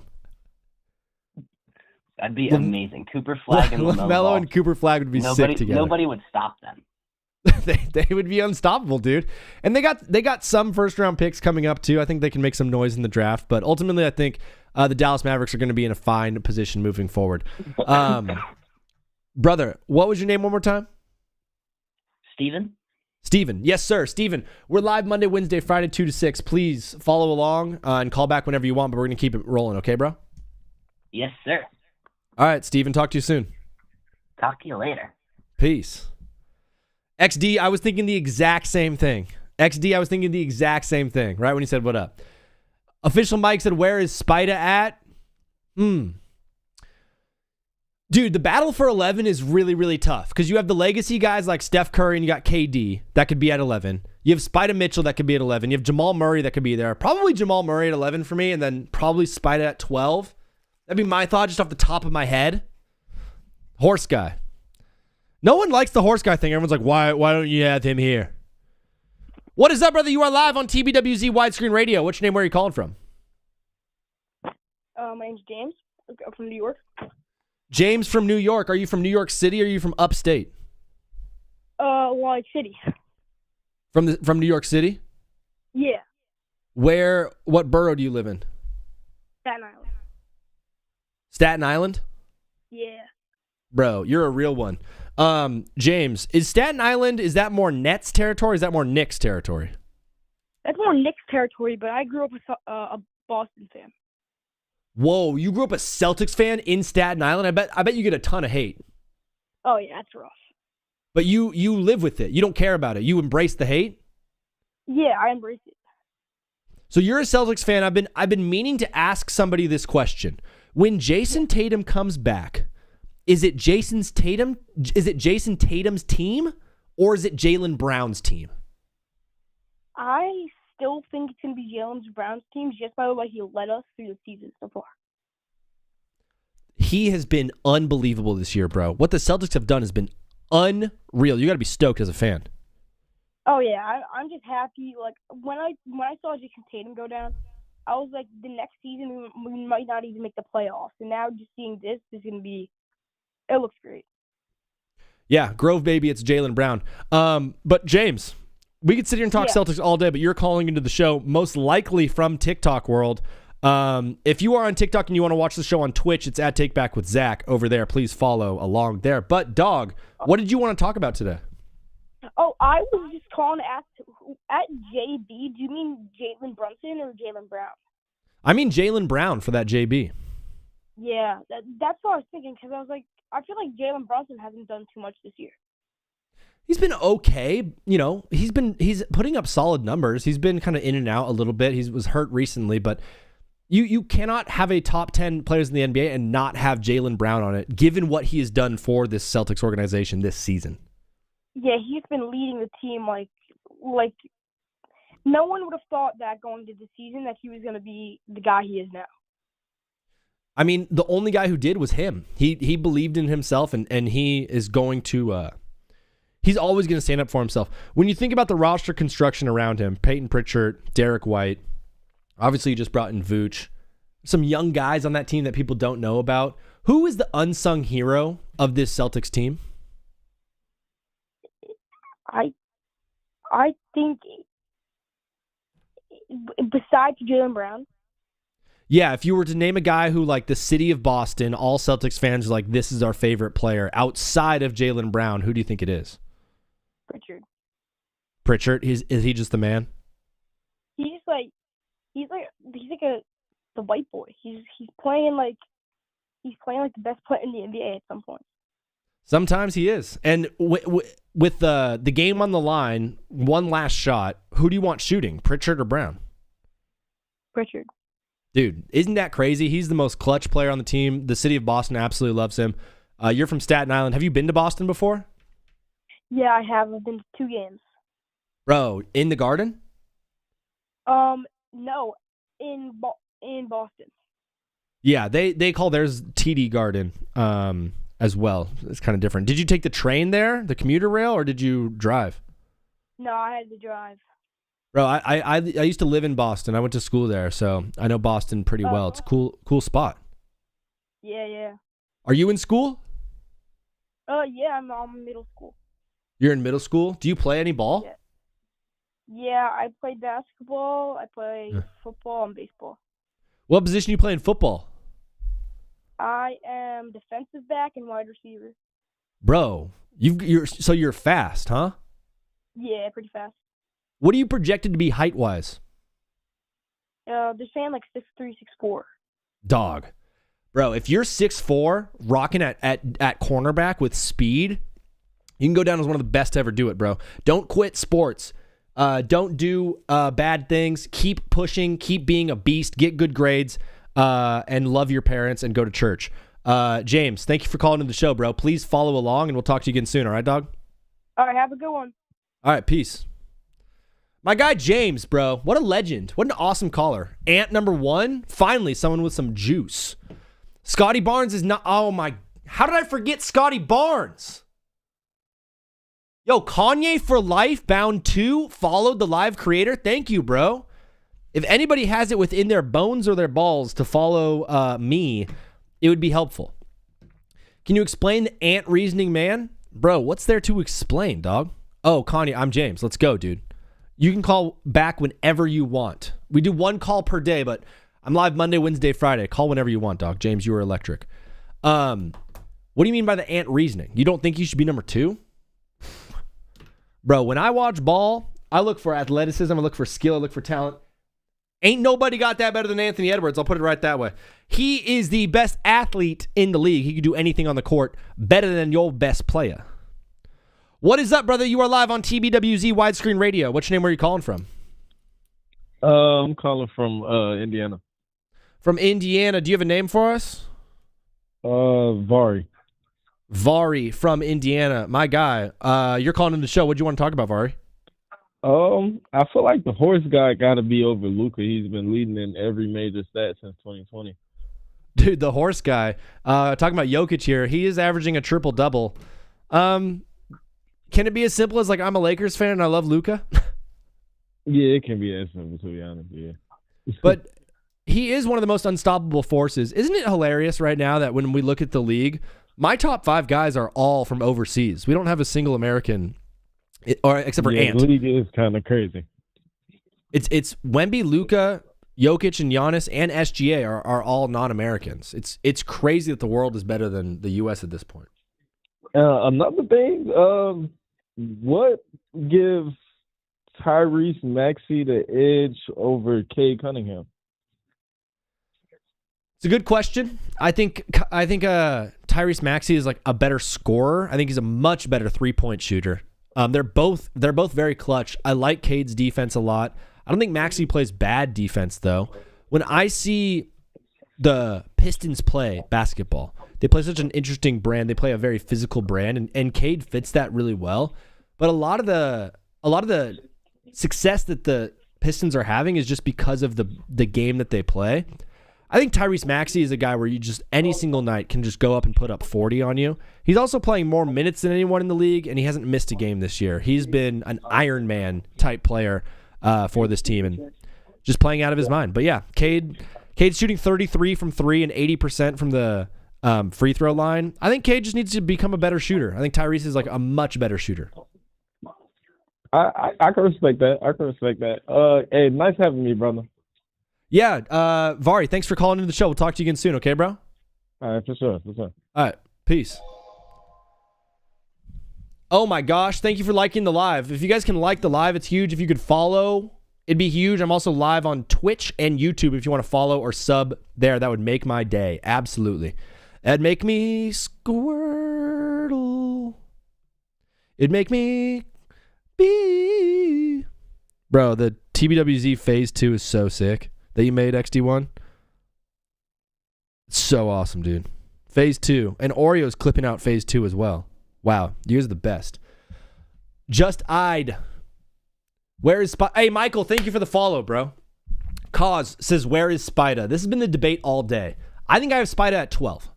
I think I have Spida at 12. At 11, I think I have Jamal Murray.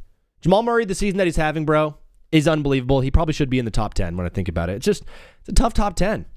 At 13, I probably go Steph. 14, KD. 15, Brunson. Brunson at 15 is crazy. Sports Life, the Kawhi is the Claw. It's one of the best nicknames in basketball. Guys, there's 40 of you in here right now, and there's 9 of you on Twitch. Best nickname in basketball. Is it the Claw for Kawhi? Is it the Alien for Victor? Am I missing one? What's the best nickname that we have in basketball? Obviously, King James is great. King James is awesome. The Anomaly. The Joker is good too, Aiden. Said he, who's the Anomaly again? Isn't that Scotty Barnes or something? Hakeem the Dream. Yeah, let's go current players. Oh, Tatum's the Anomaly? What's Scotty Barnes?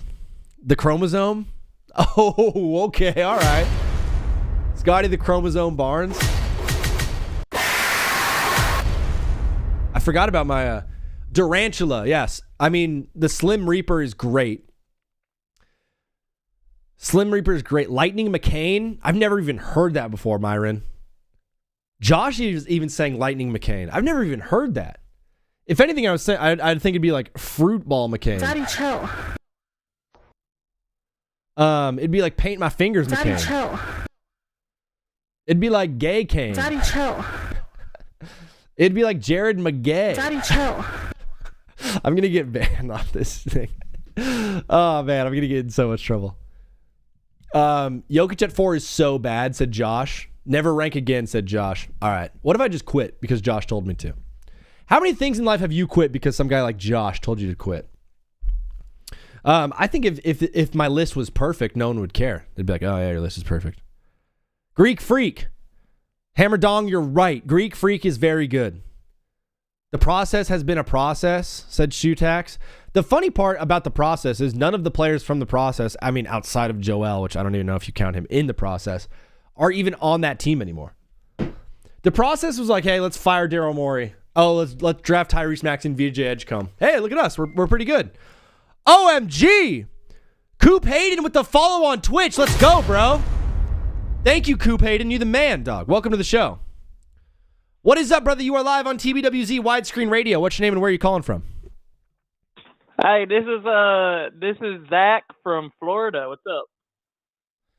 Your name is, what's your name again? Zach. Really? How do you spell it? Z-A-C-H. Oh, so you spell it Zach, and you're from Florida? Yep. All right, we got a bunch of callers coming in, so let's keep this one quick. Do you have any thoughts on my top 10 list? I think that SGA being at 6 is abysmal. Really? You think he should be higher, huh? I do. I think he should be nigger. Yeah. So when they come in with an accent like that, you just automatically know it's happening. I wonder if I'm going to get banned. Yeah, it's probably going to happen. Yeah, XD, that was a quick one. Coop Hayden said, why SGA at 6? I'll go over that. I don't think he's as complete a player as the guys above him. I think SGA is a prolific scorer. I think he's the best hooper in the league. I think in terms of just pure score, go out and grab me a bucket. If you just said, bro, I need 2 points, get it for me. SGA is the absolute guy. He's a solid defender. I think the guys above him, though, are a little bit better when it comes to passing or rebounding, just better overall offensive play. SGA is a hooper, dude. Do not get me wrong. He is unbelievable. But I have him at 6 because I like the guys above. XD, what do you think he said, bro? Cooper is going to be the NBA. Cooper Flag. I feel that, not guitar guy. I absolutely feel that. I'm with you. Yeah. Wouldn't be the first time. But Coop Hayden, followed on Twitch. If you guys have it within your heart to follow on Twitch, we're trying to build something huge here. We also have a link to the Discord over there in Twitch. I'm talking ball every single day in there. We've got games in there. We've got prediction markets. We've got some fun stuff going on in the Discord. So if you want a link to that, that's over on the Purple app on Twitch if you want to join and be a part of it.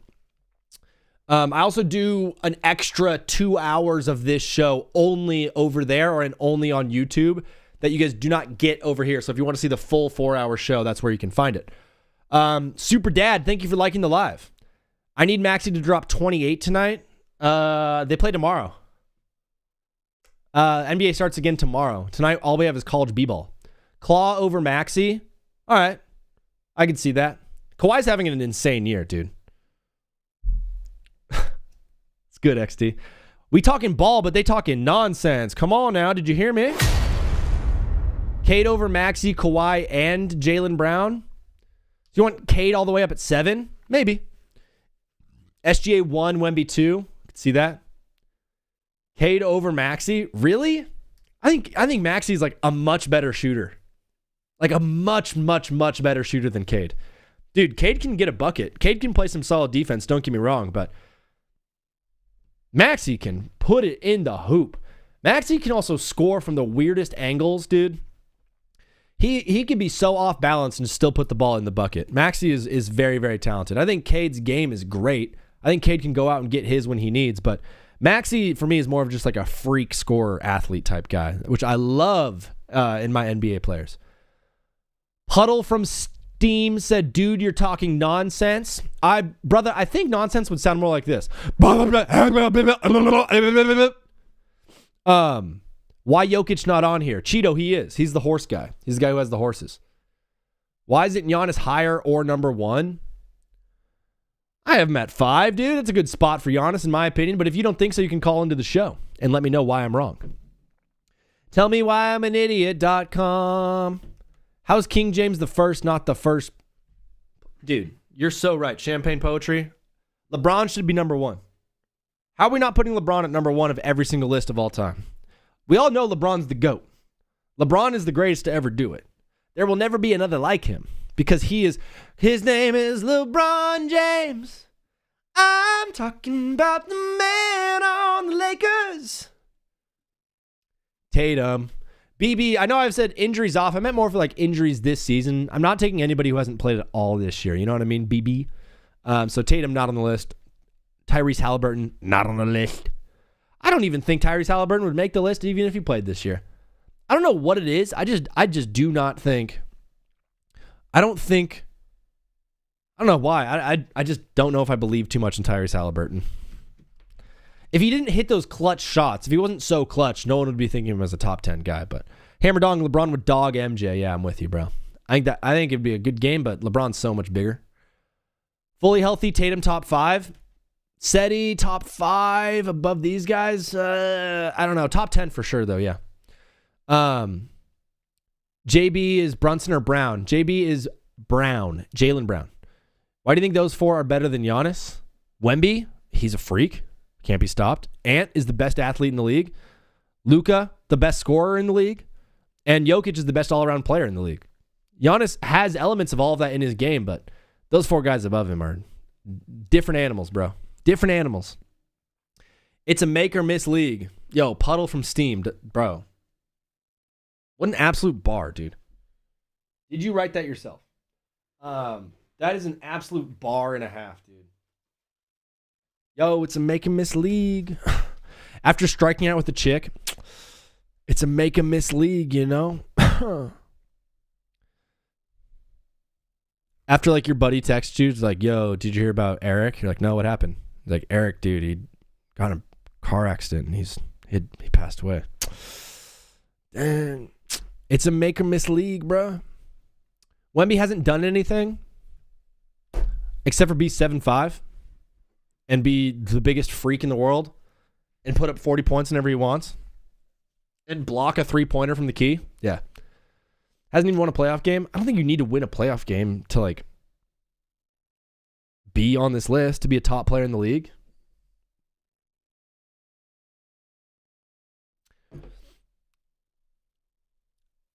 Nah, man, but going around saying Halliburton only gets respect after hitting those big shots. Like, dog, that's why we watch the league. You aren't watching these players outside of televised games. What are you talking about? They're all televised, Puddle. Dude, Halliburton's a great player. I don't think he'd be top 10 if he was healthy, though. Solid player, but I don't know. That Pacers team was really, really deep. People don't know. People think that team was like only Tyrese Halliburton. That team was pretty deep, dude. Pascal Siakam is also a baller. He's also a legit number 2 in this league. And that Pacers team, man, it was a very well coached team. It was interesting they got to the finals. I think if you didn't have the injury to Tatum and some other key injuries along the way, I don't know if they would have made it. I could also sit here and say if Tyrese never got hurt, like they might have beat the Thunder in the finals. Laser Rat has joined the chat. What up, Laser? I watched the All-Star game this weekend. It was fun but confusing format. Very, very confusing. Did you see your Kawhi? Did you see your Kawhi go off? Your Kawhi had like 31 points in a quarter. Carter, 1 call per day, brother. 1 call per day, but absolutely love you calling in, man. Why is Jokic and SGA not top 3? I don't know. I've said it a few times, but SGA's game is like slightly one-dimensional. He's like a prolific scorer. Obviously, Jokic could do anything, but the season that Luka is having, the athleticism of Ant, and then just the freak nature of Wemby just has me above them. I'm also watching along this Arkansas and Alabama game. If you guys are trying to watch some ball and have someone to watch with, I am watching that game. Mike Kawhi killed it, dog. Yeah. He played like I was controlling him in 2K. Laser, every time he shot the ball, he was like, yes, I'm putting this in the bucket. How's Steph not top 10? Cold Tiller? He could be top 10. Absolutely could be. He's probably the guy I would trust most with like my life. If my life came down to it, I need someone to make a basket. I'm probably putting Steph on this list. Yeah, Hammerdong, tell him to chill out. But Hammerdong's not a sub anymore. It's sad. Do you think Hallie is a superstar? Yo Papa Ussie? Yeah, definitely. I think he made the Olympic roster. If you make the Olympic roster, you're probably a superstar in my opinion. Steph Curry in the top 10 players in the league. I don't know. Right now, who are you taking off this list, Dallas? Who are you taking off this list to put Steph in there? SGA and Joker are 1A and 1B, bro. Be for real. All right. Okay. Nick, you can call into the show. It's 213-352-5216 if you want to call in and be a part of it. Tommy God, who is Horse Guy? That is Nikola Jokic. That is the Joker.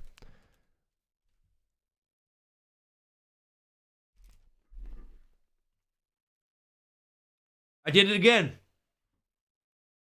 I forgot to grab napkins. I did the thing.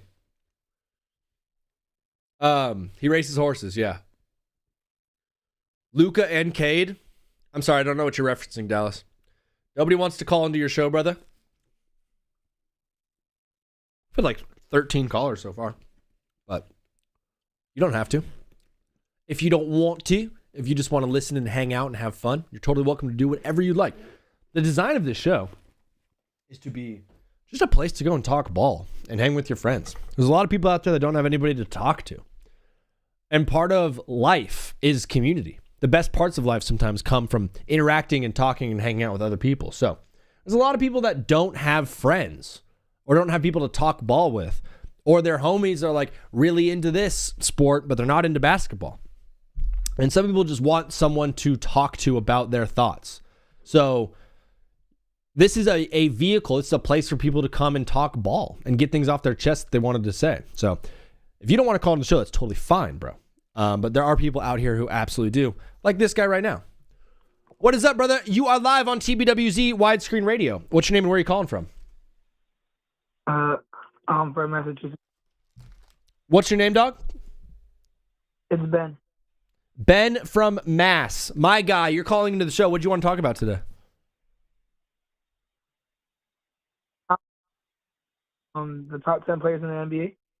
Yeah, Ben. I got the list up on there. I've got my top 10. Did you have any issues with it or things that you think should be moved around? I have a problem that you don't have Curry up there. Oh, you want Steph Curry up there. I'm totally fine with putting Steph Curry on this list. I think he is an absolute, when he's playing and when he's healthy and he's at his best, he's a top 10 player in the league. My thought is just like, who do you take off this list? You know what I mean? And I'd love for you to answer that one. Who would you remove from this list to put Curry on there?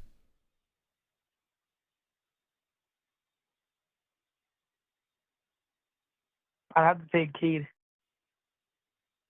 You'd take Cade Cunningham off the list? Yeah, I think Cade could be higher. Totally, bro. Ben, you're from Massachusetts. I went to school in Boston. Are you in Western Mass or Eastern Mass? Are you like Gloucester or are you like Leominster?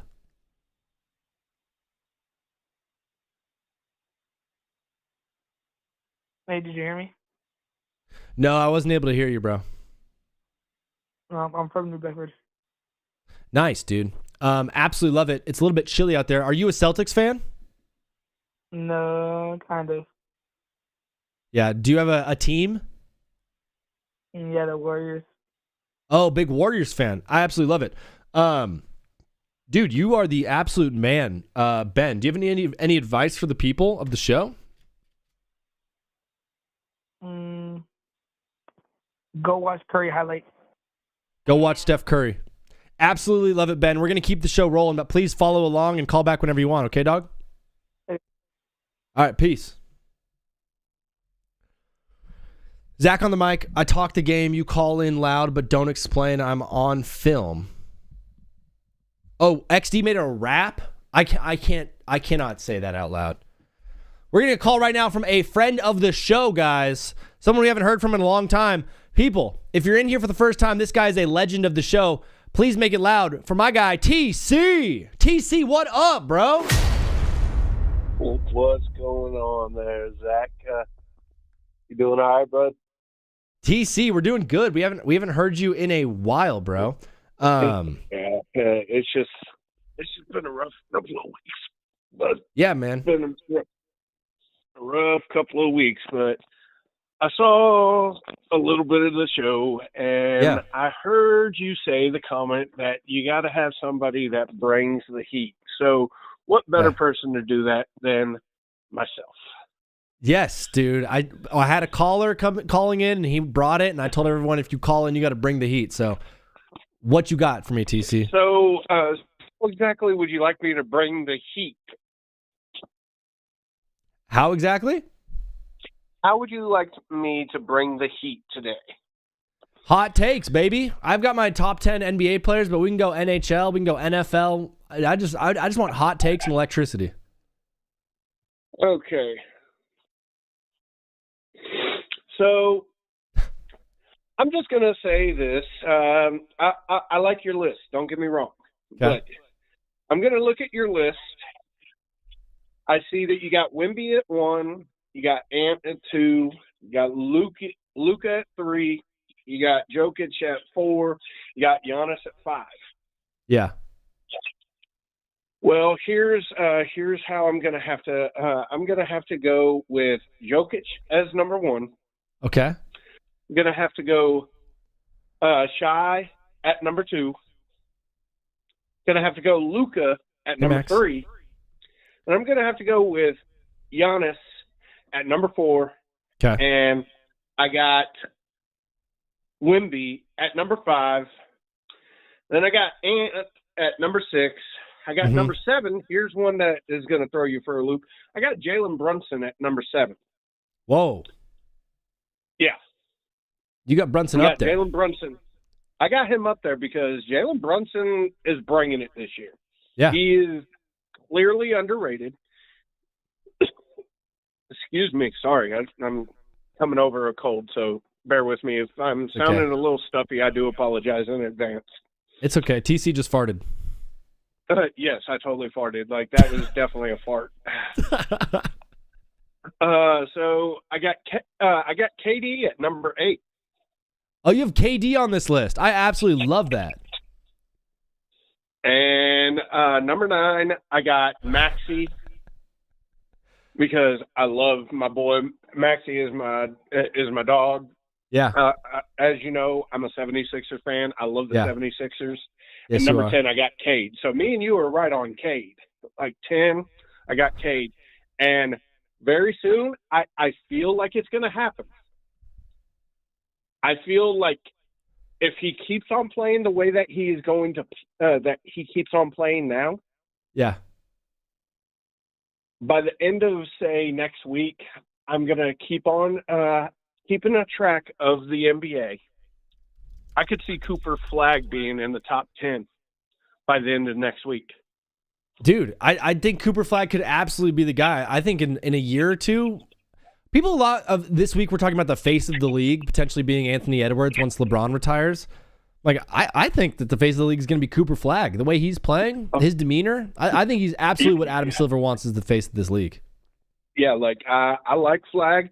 Like, I seriously didn't know how well he was going to transition from college to actually NBA, but he has exceeded my expectations, and I give him all the credit in the world. And another player that I love, he's on my 76ers, so you know I'm going to name him. VJ Edgecombe. Yeah. VJ Edgecombe, mark my words, in the next, give him about 2 years. Let him and Maxey be the dynamic duo that we need in Philly, and we actually get a big man. Yeah. Because I'm sorry, at the end of the season, I think it's time to move on. Here's my hot take. Joel Embiid needs to go away. Really? Joel Embiid needs to go away. He's having like one of the best seasons he's had in a long time. If he stays healthy, TC, he'll be one of the reasons you guys make it far. I truly feel like come playoff time, he always, like, he has these great seasons. Like, in his MVP season, he was so good during that season, but come playoff time, he just like is a shell of himself, and I don't get it. Yeah, it can definitely happen. I mean, if you think that you can get a lot back for him, which you probably obviously can, then you make that move. But man, that is bringing the heat, TC, from the top rope. Brother TC, we're gonna keep it rolling. Do you have any? Did you get back to us from the Super Bowl? Did you have Super Bowl thoughts? You called in after that, right? No, I actually didn't. Like, I was like sick with that cold, so I wasn't able to call. Yeah, you got 1 Bowl. minute on the Super Bowl for us. Your guy Sam Darnold did it.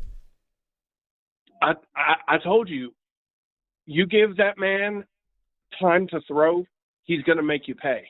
And Sam Darnold basically is a Super Bowl champion before Josh Allen. Crazy. Lamar Jackson. Yeah. And, like, to name those two names, and then all of a sudden you hear Sam Darnold, who was in the same draft class as those two players, and they have not even sniffed a Super Bowl yet, that says a lot about the progression that Sam Darnold has been as a quarterback. And Mike McDonald found a diamond in the rough. I think we are about to see the revolution of Sam Darnold in Seattle. In Seattle, it's going to be a couple of Super Bowls for them, especially with that defense. If they can keep it all together, I absolutely agree with you. TC, brother, we're praying for you, man. Praying that you get some healing and you feel better from this cold, and then just emotional healing as well. We're going to keep it rolling, though, bro. Thank you so much for calling in, okay? Yeah, most definitely. Take it Talk to easy, you Zach, soon. and God bless you guys. God bless you. Peace. All right, see you. My guy TC calling into the show. Big fan of the show, big fan of him. What up? I'm getting so much hate right now in the comments. If you guys want to just comment hate, that is one way to go about it. Or you could call into the show and we can talk to each other live. We could have an actual conversation. So the numbers at the top of the screen, 213-352-5216. Also, everybody over in the Twitch chat, the homies, If you want to see some real fun stuff, you could see everyone being really mean to me on TikTok. And if you're on TikTok and you think I'm cool, please hit the follow button or come over to Twitch and follow there and hang out with us over here because we have more fun over here and we're nicer to Zach. Top, this tier list is trash. There we go. Okay, I want to request. That's not how it works. You don't have Kawhi. Yeah, I do have the Claw at 8. SGA at 6 is a joke, and I despise the Thunder. Sam, thank you for the follow. Hate. What is up, brother? You are live on TBWZ Widescreen Radio. What's your name? Where are you calling from? Yeah, this is Matt. I'm calling from Cincinnati. Matt from Cincinnati. Brother, please keep it clean on the show. There are kids watching, but Matt from Cincy. I was in Cincy this summer. I went to a Reds game. I had Skyline Chili. It's one of my favorite cities in America, bro. It's cool. It's not bad at all. Are Cincinnati residents, are they Cavs fans? They don't really like NBA basketball down here. It's more like a college. Oh, just Bearcats. Yeah, but if they do, it's like Pacers, a little bit of Cavs, a little bit of it's just kind of spread out. I wouldn't say it's like one team. Spread out everywhere. More like UK, UC. Totally. I feel that. College basketball town. Great little town. Love Cincinnati. But you're calling to the show, bro. What do you want to talk about today? Bro, I saw that list on. That list is bad. My list? Yeah, how do you have 1v1? Like, I just want to hear what's your argument. Wemby, he's the one player in the league that there's nothing you could do about him. When he does his thing at 7'5", like a lot of things you can do about it, dude. He has these big 40-point games, and people act like that's normal for him, but he has a lot of very bad games. He only averages he's not that high in points. He's not that high in assists. He's obviously best defender in the league, but Jokic is a way better offensive unit. Jokic doesn't really have these off nights. Jokic has MVPs. He has he has a title as the Finals MVP, and not to say that Wemby's never going to get it, but Jokic is there right now, and I just don't see how you can put him over it. Do you think Jokic is a better 3-point shooter than Wemby? I don't. Maybe. I feel like they're kind of similar. Wemby has a little bit of a problem with chucking up bad shots. Yeah, he does throw up some shots. He's obviously shooting more than Jokic is, just by a little bit. No, but Jokic has him in the points, has him in the assists, has him in how he like MVPs, how he plays the game. Yeah, Matt, like stats wise, Wemby doesn't have the best stats on this list. Like there's other guys that should be above Wemby stats wise. I just think in terms of like pure destruction on a court, no one carries more weight than Victor. When teams are playing against the Spurs, they don't drive the paint. They don't even attempt shots when he's playing the 5. And offensively, like he's getting doubled and he's getting your best defender every single time he's out there. Jokic obviously gets a similar treatment, but defensively, Jokic is not nearly what Wemby is.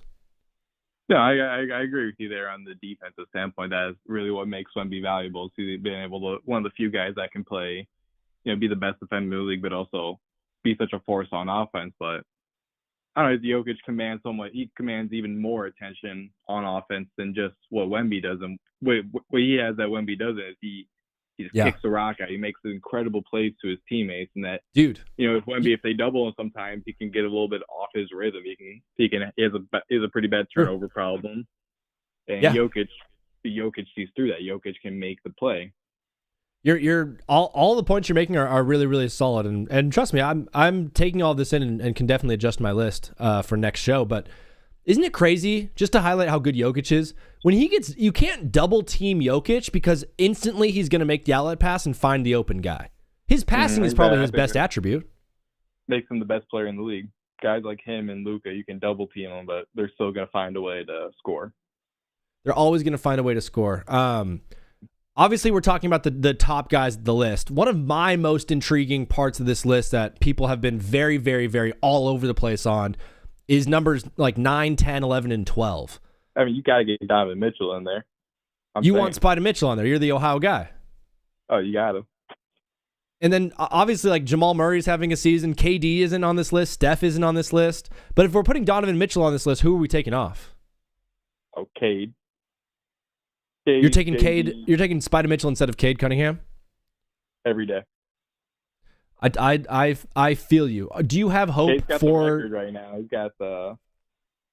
We'll see who wins. We'll see who wins East though. We'll see. Yeah. Who do you have coming out of the East this year? It seems like you're Matt. You're definitely one of the more ball knowledgeable guys who's calling into the show. I'd love your thoughts on who you think's coming out of the East. I'm a big Cavs fan. I'm going to say Cleveland anyway, but Harden. I think that was a great trade for the people. Yeah. Maybe not in Cleveland so much like the trading away Garland, but Harden is just way better than Garland than everything. He's a better scorer. He's an incredible. He's really one of the most underrated playmakers of our time. Sure. James Harden. He gets a little bit of a label as a ball hog. Yeah. So there's going to be once it starts clicking, they get some games in them. Once they go full head in the playoffs, they're getting pretty healthy right now. They're giving Evan Mobley back this weekend or this week. They're going to get Max Strus back in the playoffs. Hopefully, that's a deep team. That's a team you don't really want to face. And you said it.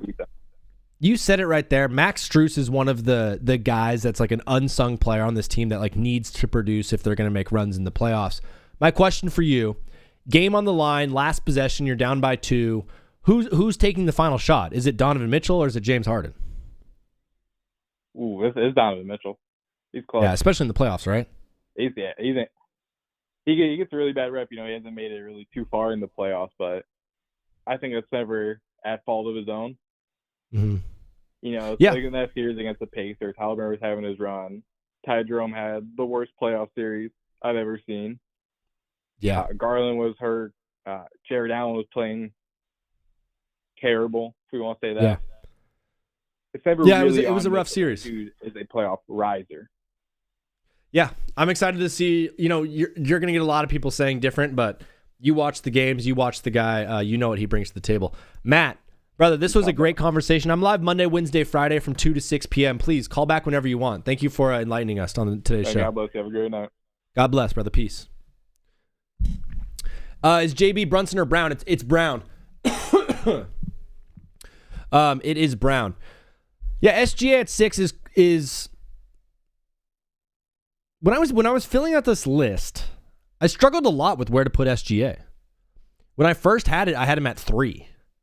And then I just couldn't do Luka at 4, and then I couldn't have Jokic at 5, so I bumped him up and moved SGA down. And then I'm like, is Giannis better than SGA? And I was like, in terms of like all-around game, yeah, Giannis is better than SGA. SGA is a prolific scorer. Do not get me wrong. He's a prolific scorer. I think the other guys just have a little bit more of a well-rounded game, except for Luka. But Luka's on a heater this year that just cannot be stopped. And so, yeah, we're keeping Luka on this list. Also, go Lakers. What is up, brother? You are live on TBWZ Widescreen Radio. What's your name and where are you calling from? What's up, man? I'm Sam from Fort Wayne, Indiana. Sam from Fort Wayne, Indiana, brother. Please keep it clean. There are kids watching, but you're calling into the show, Sam. What did you want to talk about today from Fort Wayne? I just want to know what makes you have Anthony Edwards above Shai Gilgeous. I think Ant is more of a freak athletically. I think he's a bit better on the defensive side of the ball. I think he's a better rebounder. You think Anthony Edwards is a better defender than Shai? Yeah, I would. You talking about on-ball defense here? Just all-around defense. I think Ant's just a better defender. Interesting. So but you don't believe that Luka is a better defender than SGA, do you? No, Luka's the worst defender on this list, probably. Okay. So, what makes you then have Luka above SGA? This season, right now, currently speaking, Luka's the best scorer that we have in the league. He's unstoppable. So he can put up 40 points any single night. He's getting to the line at a crazy amount. He's not even hitting all of his free throws, and he's still averaging darn near 40. So, Luka's just on a heater right now. I can see where you're coming from. I would call SGA the most dependable scorer in the league, though. Oh yeah, I like that. That's a great way to describe him. At the guard position, especially, I think right now what we're seeing from Wembanyama when he's healthy is probably the most unstoppable offensive weapon in the NBA. I think a lot of it reminds me of Kevin Durant. Besides the fact that Kevin Durant was never 7'5" and could never really get down low like that as well, but I feel like Wembanyama plays so mindfully to keep himself healthy that he can't really unleash a lot of what he wants to do. But he definitely is like the freakiest guy in the NBA when it comes to scoring. So I definitely agree with you having him number one with injuries off. I think that's a great take. But I would have to go with SGA at least in the top 4 and definitely above Ant and Luka. Above Ant and Luka, but you probably have him below Jokic, maybe? I do have him below Jokic. I think Jokic is the number 2 for me, and then I'd probably go with Giannis. A healthy Giannis is probably my third best player in the NBA. But then I'm gonna go SGA at 4. Dude, a healthy Giannis is one of the greatest things basketball has ever produced. I 100% agree with you. I 100% agree. He's And unbelievable, honestly- dude. And you're talking about Wemby, just like the fact he's not even in his final form yet. Like, I think Oh we're going my to see God. even a more dominant version of him next year. Yeah, I pray he's as healthy for as long as possible because he is it's must watch TV when he's on. It's crazy. So Do you think last year was the best that Shea could ever be, or do you think there's another gear for him to hit? Well, he's what, 26, 27? I feel like He's we have 28. a lot of Shea left in the tank. I think just what he's dealing with right now, his injury, is not too Yeah. serious. And I think they have the team around him to kind of let him take as much time off as needed. I think Shea has at least 7 years of dominance left. I think we could kind of see some Kobe-esque years coming into his later end of his career. I think he's got a lot of 30-plus point per game seasons left in him, but last season was pretty phenomenal. I'm a big Pacers fan, so I do get a little bit triggered when that comes up. But on the same hand, I have a lot of respect for Shea. Watching him in that team in the finals, the way that he can command a team like that is really Sam, something, especially at the guard position that we haven't seen in quite a while. Yeah, he's a legit scorer at and running the point too, and the offense runs through him, and he is their best option. Sam, Tyrese Halliburton stays healthy in the finals. Do the Pacers win? Okay, absolutely, brother. I mean, we all watched that Game 7, man. Yeah. And all respect to the Oklahoma City Thunder, but that is Was that the Indiana TJ McConnell game? Yeah, the TJ McConnell game where at halftime we were still winning. But I think we all knew what was going to happen. But it just sucks, man, seeing Tyrese Halliburton come out with a flamethrower like that. Just for it to end. So I really feel. I don't know if you've seen the NBA documentary with the starting 5 this season with Jaylen Brown, Tyrese Halliburton, The Netflix piece? Kevin Durant, and SGA. But his live reaction of his own Achilles tearing right after, it's just so heartbreaking, man. And I love Tyrese. I think Tyrese is one of the players in the NBA that, when healthy, I'd take him, over any other point guard, maybe Cade. I'd take Cade over Tyrese at the moment, but I feel like the way that he reminds me of like a 6'5" Chris Paul in a way, where or a 6'5" point LeBron that doesn't, obviously not as athletic, but the way he sees the floor, and just that pass first, you don't really see as much in today's NBA. The way he can still pull it off is really, really valuable. I think as a floor general, he's one of the better of all time to me, especially what we saw from him last season. And I think when he comes back, he's got a lot of great seasons to come, especially if we can land a top 3, top 4 pick. In this Well, draft. you got Jokic. I mean, you got Ivanka Zubac, who's going to be a force for that team. Yeah, I'm so excited about that trade because I was never the biggest Miles Turner fan, and I'm really glad we didn't re-sign him. I think he brings a lot that Miles Turner couldn't in terms of rebounding and finishing, but obviously can't shoot the clip that Miles can. But I'm really excited to see how that works out with Tyrese, because Tyrese is going to give him the cleanest looks he's ever seen in his whole career. So I'm really excited about that. And I think Pascal is, one of the more underrated players in the entire league. Totally. I think he's a baller. You guys are going to look great next year. Absolutely. Sam, brother, you don't have a horse in the race because your team is kind of out. We're gonna end this call after this question, but you've been an electric caller. Thank you for following. Thank you for liking the streams. No problem. Who do you see coming out of the Eastern Conference this year?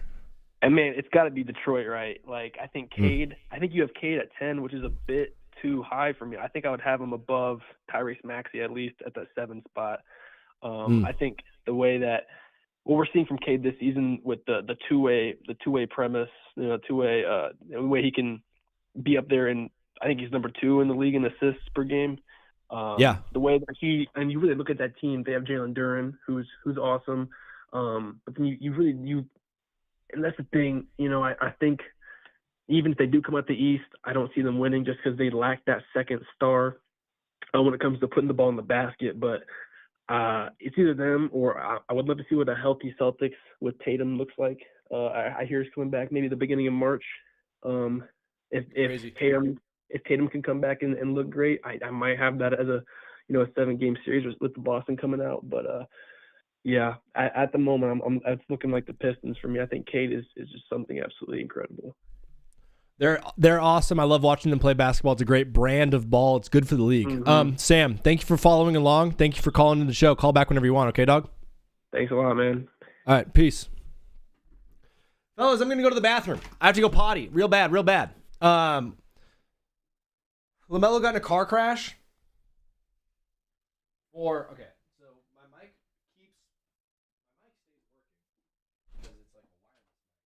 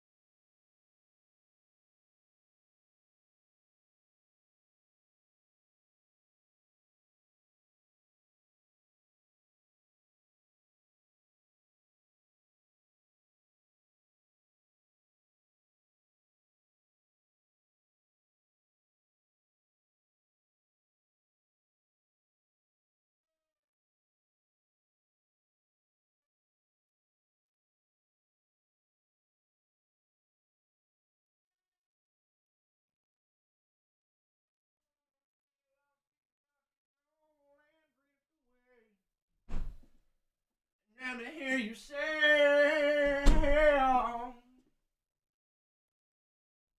let me hear you say, I'm back, guys. What did I drink? I don't drink. I'm sober. 2.5 years sober. Don't joke about that. Don't jokers. Where's Jovic? That's the funniest where's this guy I've heard yet. Someone said, where's Scotty Barnes? That was funny, but where's Jovic is hilarious. Yo, Goldmine 100. Thank you for following me. Damn, bro. Nate, so you were able to hear that? Yeah, loud and clear. There's Reza. Yes, we can. Sorry about that. Busy like that with no alcohol is insane. Yeah, bro. You know what else would be insane is being drunk at 4 p.m. and being like, I'm going to go on TikTok live. Dude, some people do that. Paprika. Some people just go get hammered and they're like, I'm going on TikTok live. Bro, the people who go on TikTok live and like are doing the thing with the bar above you and like debating people, the amount of 40-year-olds or 45 or 50-year-old like millennials, like Gen Xers that I see on TikTok live battling like some chick in a jacuzzi with her yeps all over the place. And it's like some guy like, hey, like, who's watching that, first of all? Who's like, oh, dude, I can't wait to get home from work and like crack my neck and kick my feet up and have some bonbons and some Ben & Jerry's and a frozen pizza, a Red Baron frozen pizza, and watch some guys battle it out on TikTok live. What? How do you win? Who wins? Not me. Not us. Do you think the people do you think the overlords above us are just like, I can't believe they like this. You're like, I cannot believe they sit here for 5 hours a night watching this stuff. Dude, the people who are like, I'm going to spend $35 sending this random dude galaxies. They're like, I need to give this guy money. I need to pay this guy. Dude, this guy's he said to give me a galaxy. I think the people who watch those TikTok lives, either you're a person with special needs. This is so mean. Sorry, guys. I'm a nice guy, but you have special needs, or you're insanely lonely. And now it just got sad. Well, I just messed up and I made the whole thing super, super sad, and I didn't mean to do that. If you're one of the people that enjoys watching TikTok lives and like, not this one's cool. This one we're talking ball. This one I have a phone number for you guys to call in. It's like a sports radio show. This one's cool. I almost called myself lame. But the people that just like watch the TikTok live, like people battling, are like hilarious to me. Nate Rowe with the follow. Thank you, bro. Thank you, dog.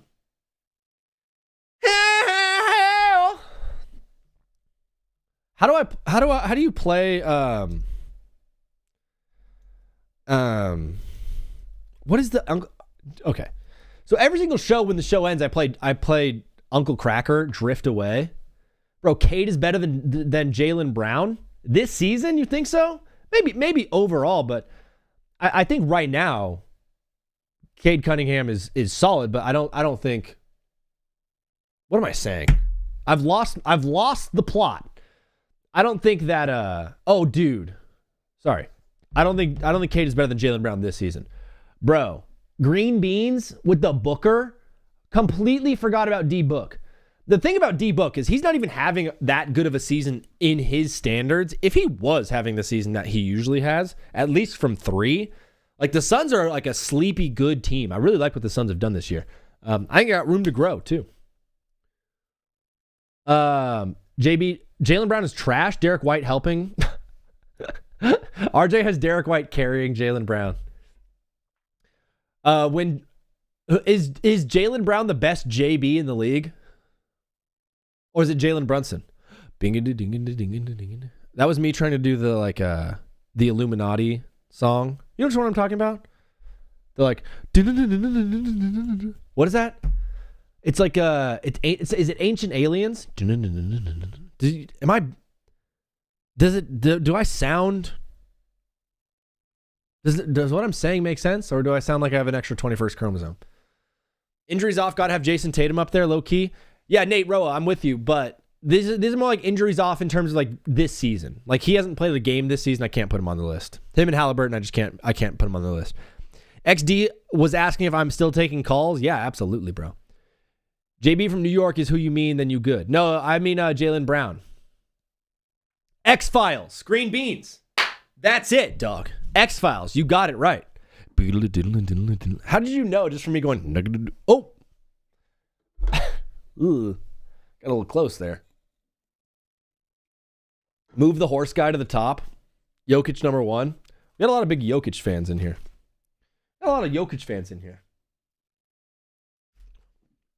I'm not saying you guys, but a ton of people don't watch ball and just hear Bill Simmons say like Jokic is the best player of all time, and people are like, oh yeah, I agree.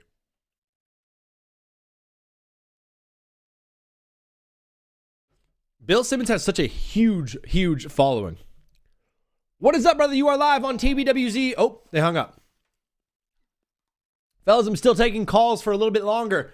I've got the phone number at the top of the screen if you want to call into the show. The number is 213-352-5216. If you are in here, you do not follow, please hit the follow button. Please tap the screen to like it up. All of this helps me grow. It helps me put food on the table for me and my own. RJ, thank you for the follow. You're the man. It doesn't take much to help a brother out, and you just did it. Thank you, RJ. And Green Beans, thank you for liking the live, I think it's glitching out, too. Now do a vet list. Like vet players? LeBron, Steph, KD. Or we're talking like military veterans. Like, I don't even know a military veteran. What is up, brother? You are live on TBWZ Widescreen Radio. What's your name and where are you calling from? Hello, brother. Can't hear you. NBA vets? Chris Paul? Dude, Chris Paul getting done so dirty by the Clippers is so sad. It is undeniable, though. Like, the minute they traded Chris Paul, they got so much better. They went on an absolute run. I'm so curious. Like, Paprika, was that relationship just so horrible? Well, was it just the worst relationship of all time? What was Chris Paul doing to make them so mad? Or what were the Clippers doing to make Chris Paul so mad? He doesn't seem like a guy that's like a nasty person to be around or like a bad locker room presence. He seems like a decent dude. Wow, I look horrible. Dude, this makes me look so retarded. Having headphones like this is the funniest thing in the world. Oops. Oops, sorry, Mom, sorry, Dad. Where's Donovan Mitchell? I have Donovan Mitchell at 12, probably. Nolan M. And then above him, I'm going to probably take Jamal Murray, given the season that he's had. Who I got as Rookie of the Year? Bro, Cooper Flagg. Are you kidding me? Come on now. We're getting a call right now, fellas. Getting a call. What is up, bro? You are live on TBWZ Widescreen Radio. Please mute the stream in the background. What's your name and where are you calling from? It's XD. You already know. I want to know XD, my about... guy. My guy, XD, my number one weenie. What's up, dog? How are you? Good, how are you? Dude, I'm chilling right now. I'm getting so much hate, bro. It's crazy. Haters gonna hate. Bro. I wanted to know about your thoughts on the NFL free agency. I think that Mike Evans is going to stay with the Bucs. Tyreek Hill is going to the Bills. Whoa. And Kenneth Walker is going to get franchise tagged. Travis Kelce's leaving the Chiefs, I feel. Those are some hot takes, bro. Those are some hot takes. Yeah, let me just rapid fire through those. You said Tyreek Hill to the Bills? Yeah, or the Chargers. I see the Chargers. I like both those options for the quarterbacks there. I think he improves both those teams. I'd be hard-pressed to believe he's not going back to Kansas City, though. Kenneth Walker's getting franchise tagged. I think they're going to let him walk, dude. I think they're going to let Kenneth Walker walk. What? I know, bro. Isn't that crazy? Super Bowl MVP. Or what are we talking about here? Dude, Kenneth Walker? I'm with you, bro. It's crazy, but when you look at this team, they're going to have to pay Witherspoon. They're going to have to pay JSN in a couple of years. Like, do you want to spend that money right now on Kenneth Walker, or do you want to just run back Charbonnet and keep the defense all together? Who do you think won them the MVP? I know he was the Super Bowl MVP, but who won them that game? The defense or I think what the kicker Kenneth Walker won them did? that game. Yeah, so like I think they're prioritizing that rather than spending money on Kenneth Walker. And then you said Travis Kelce's leaving Kansas City? Yeah. I think it's his last season. I think he's going to stay in Kansas City, but ultimately it will probably be his last year. It would be fun, though, to see him leave. People what would be are the saying he's weirdest? going for the Giants. Bro, the weirdest uniform to see him in would... Dude, the Giants would be a really weird uniform to see him in. I think the Titans would be the worst. Oh. Every wide receiver just goes to the Titans to die. Some come out and live, kind of like A.J. Brown and Derrick Henry, but I know he's a running back, but still. You got to get drafted there. I'm like, if you're a vet wide receiver and you go to the Titans at free agency, your career's over. Yeah, it's over. Wait, and then what was the last DeAndre one? Hopkins on the Titans? D-Hop did play for the Titans, yeah. Was he played How for a long little was he bit there. A little bit? Like, not even a year, dude. I think maybe a year. Yeah, All Nick, right. my guy Nick, one of my first fans in here, like seeing Snead in the Titans jersey. Yeah, right at the Super Bowl. Snead's a I good just pull, have bro. one more question. What was the last person you said? Oh, Mike Evans. Oh yeah. I think he's leaving. Actually, no. I think he's gonna stay. That's what I said. Yeah, Mike Evans. I agree with the Mike Evans one. I think he stays a Buccaneer. I'd be hard pressed to see him in a different uniform. But if he doesn't, I think the Chargers are a buyer. I think the Giants would be a buyer there, and I think Buffalo would be a buyer on Mike Evans. Yeah. One more question before I let the show keep rolling. Hit me. How do you think the Giants next season will go? I have good hopes for it.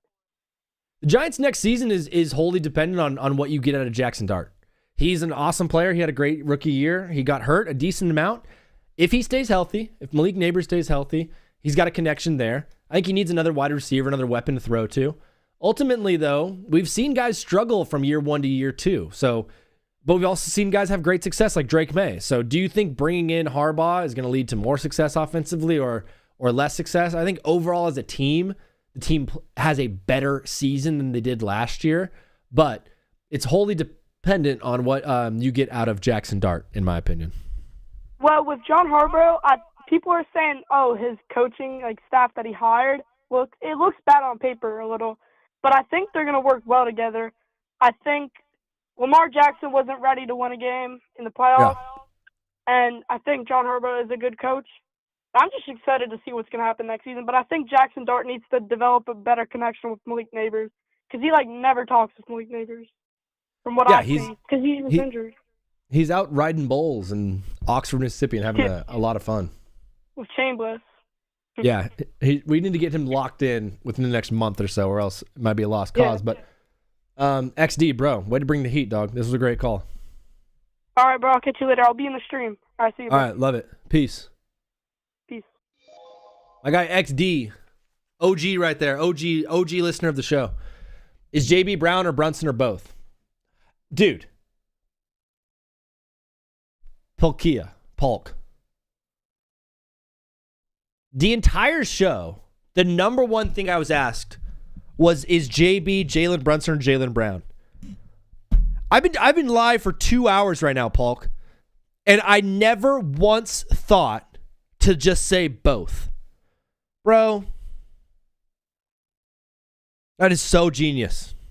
It's both. It's absolutely both. Evan says, OKC hater having SGA 6 at blasphemy. Do you know what blasphemy is, brother? That means you're comparing SGA to a god. Who's a king to a god? Who's a god to a non-believer? Wemby can't even play a whole season? Oh, okay. He shouldn't be the best player in the league then. SGA has more rings than Wemby has playoff minutes. There's levels to this. Dog, said Evan Hernandez. The dog's doing a lot of work there, bro.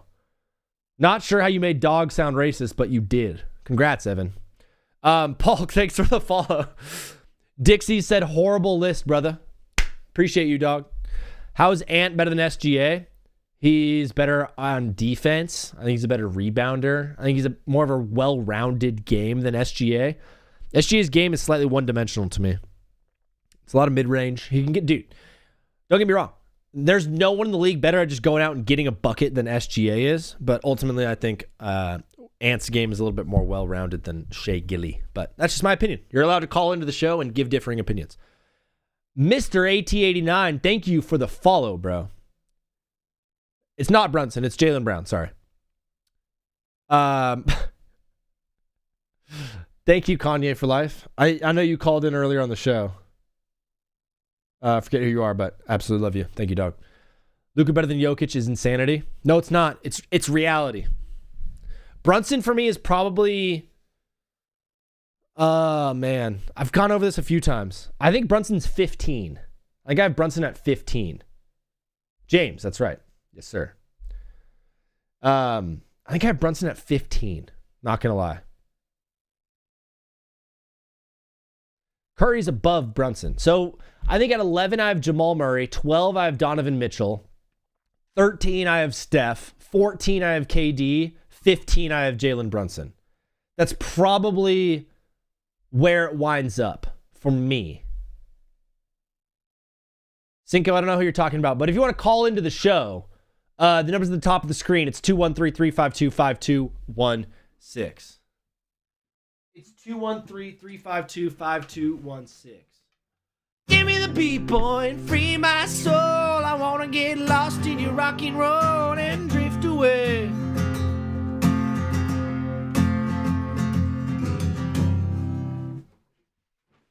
I might just start playing us out.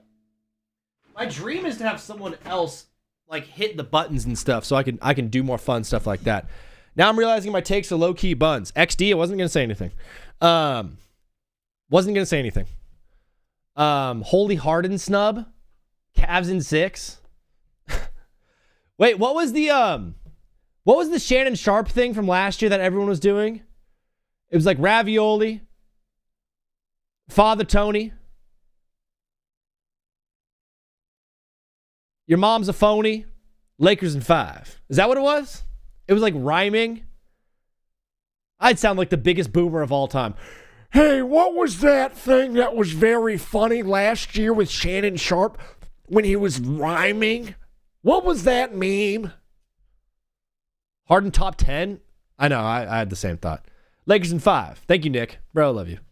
What is up, brother? You are live on TBWZ Widescreen Radio. What's your name? Where are you calling from? I was just in your live. This Cinco. Cinco, my guy, please keep it clean for the kids that are watching. But brother, you're calling into the show. What do you want to talk about today? Okay. I just had a question. So yeah, hit me. You feel that Ant is better than SGA? Yeah. Yeah, I But think it's. Go on. Oh, go ahead, sir. Go ahead. The Ant one is more of like an athleticism thing. I think Ant is just a freak athlete and can play pretty much all 5 positions if he really, really needed to, if he needed a guy. I think he's better on the defensive side of the ball. I think his game's just a little bit more well-rounded than SGA. But, bro, in terms of getting a bucket, SGA is the best scorer in the league. So he has that going for him. And he could absolutely be the number 1 in the league. This one's just, it's where the cookies fell for me. I got you.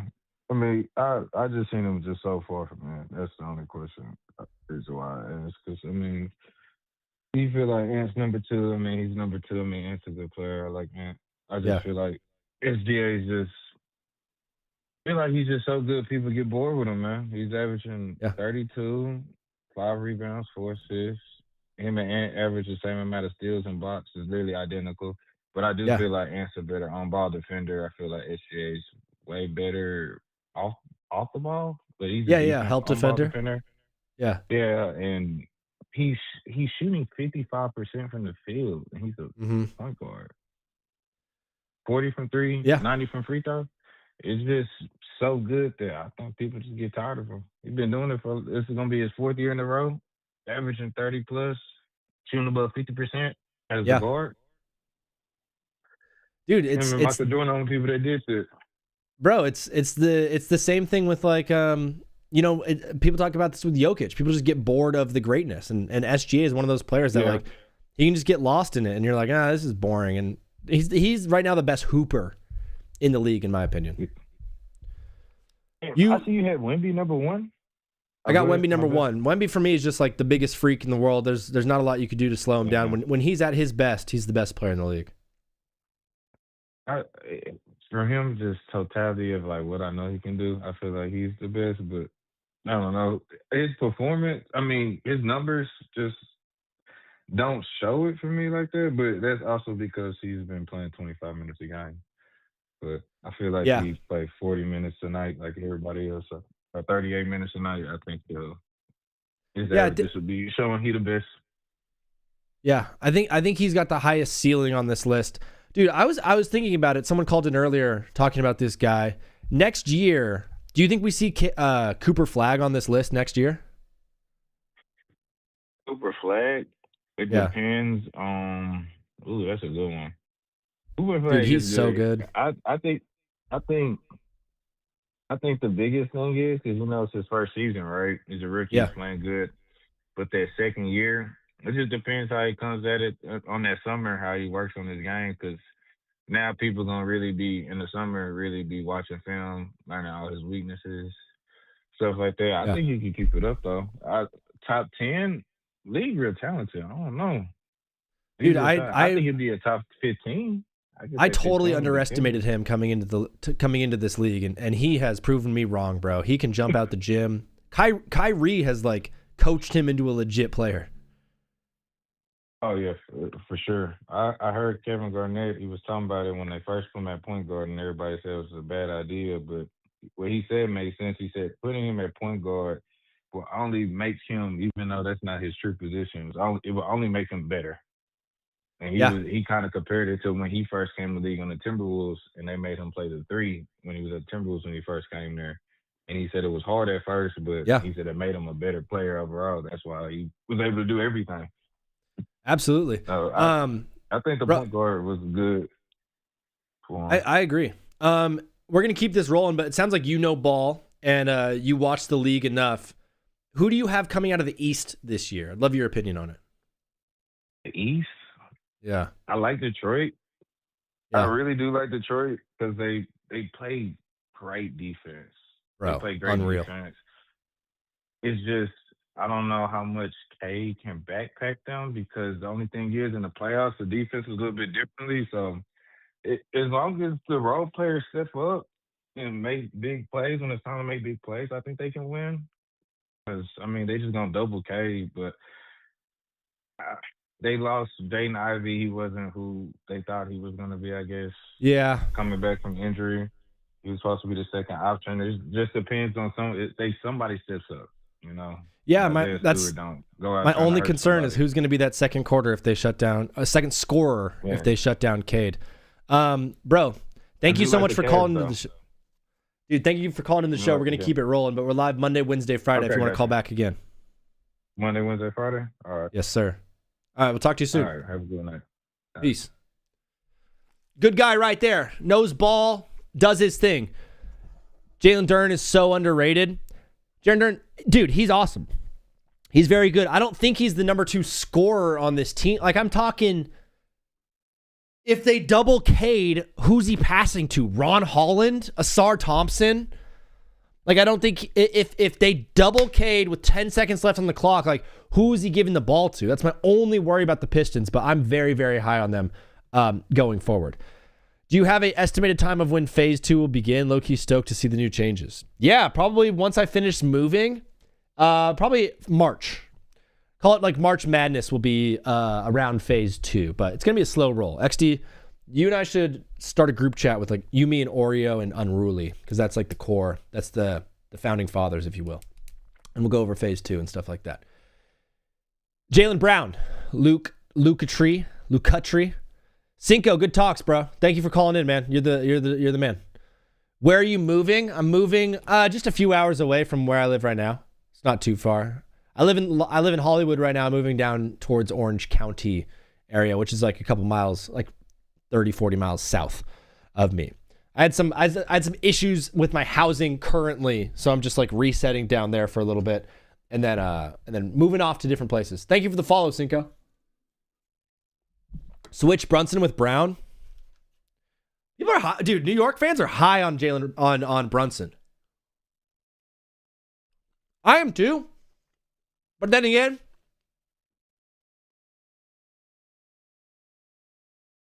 I can't say I'm high on Brunson then have him at 15. But bro, 15 is still like, you got to understand, there's so many good players in this league. There's so many good players in this league. It's so hard to rank the top 10, bro. And then when you expand to 15 and 20, bro, good luck. Like the fact, dude, there's someone out there that probably thinks like Lou Dort is the greatest player, or Amen Thompson is the best player, or Sengun's the best player in the league. There's someone out there that can give you a great argument as why Sengun's the best player in the league. And like, dude, listen, look at the numbers. Look at his on-ball defense against top 20 players. Dude, there's so many things to go after. And here's one thing for you guys. I am not a huge stats guy. I know that sounds crazy. What kind of group chat? Probably text. Probably, I'm a boomer. I like it on my texts. I go by the eye test. For me, when I go eye test, this list is 1,000,000% accurate. When I throw stats in there, I can see some faults in there, some things that fall through cracks, but we don't care because we roll on. So we did.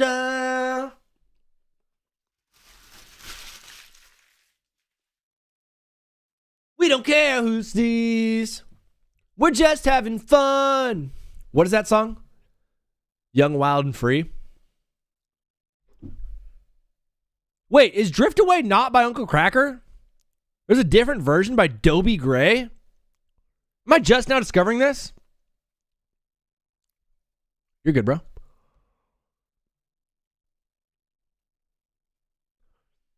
Jokic is the best in the league still. He's been doing it for so long, and we're just used to it.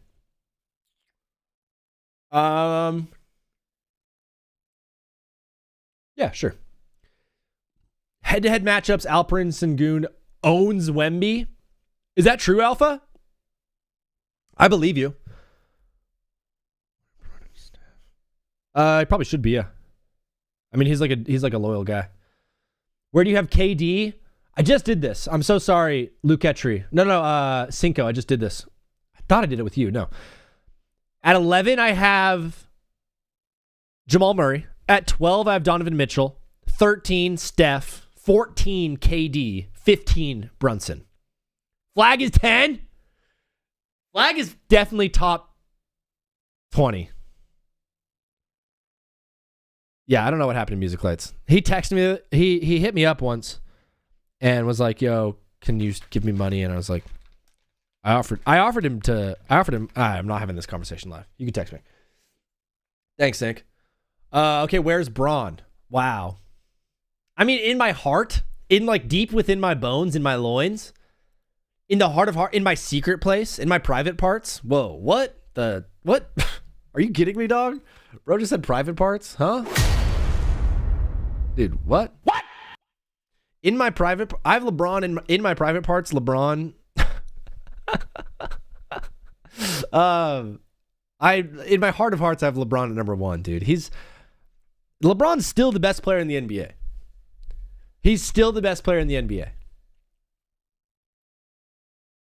It blows me away, bro. Listen, I know I'm a Lakers fan. I watch every single Laker game, so I see them play. When he's at his best, there's still no one like Bron, dude. His vision, his IQ, he's still the smartest player in the league. You got to give him that. Postal Neo 22 is like, no, stop. Trust me. No, he doesn't want me to say it. Dude, but when you watch the game, like, you can't help but no one gets me off my couch more than LeBron. I sometimes just stand like this. I just go, thank you, King. Thank you, King. What he does in terms of coaching on the floor, too. Oh, bro. He's so good at ball. Brunson outplayed Cade and Maxey in playoffs where it counts, and I'm sure he can do it again. Probably. He also had way better teams, but whatever. Because he's seen every coverage just like Barry, the game slows down. Yeah, dude. I mean, Brady. I thought you said Barry, and I was like, yeah, whatever. I'm just gonna pretend like I know what he's talking about. And I thought you meant Barry Sanders. I was like, what? Barry Sanders coverage? It's true. He's seen every trick in the book. The crazy part about LeBron is he knows every single player like by name, and he knows their cadences and he knows their weaknesses. Yeah,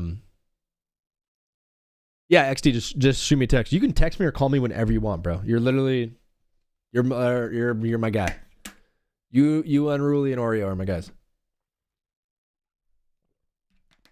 As LeBron Glazer, this is a 100% accurate list. You know, Paul. Dude, it's like you see he's like playing 4D chess, bro. There are moments in the game where I'm watching LeBron, like, just watch the game, and I'm marveled at him. There's times where he's pointing guys open, like, minutes before the guy's even open. He knows what's happening the possession, like, 2 possessions away. I don't know. It sucks, though, that I think what the Lakers are doing with LeBron is the best possible thing they could do. Is lower his minutes, lower his time on court, give him time to rest, and give him the opportunity to be the prolific talent that he needs to be, which is like a well-rested dude that, a well-rested 41-year-old guy, bro. Like he's still, when he is playing more than 30 minutes a game, 34 minutes a game, like he's going to get tired really fast. So dude, this is going to sound crazy. I'm losing all credibility.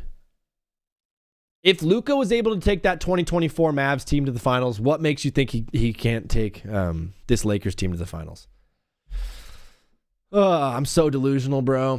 At least I'm admitting it out loud. Dude. No Pajemski on this list.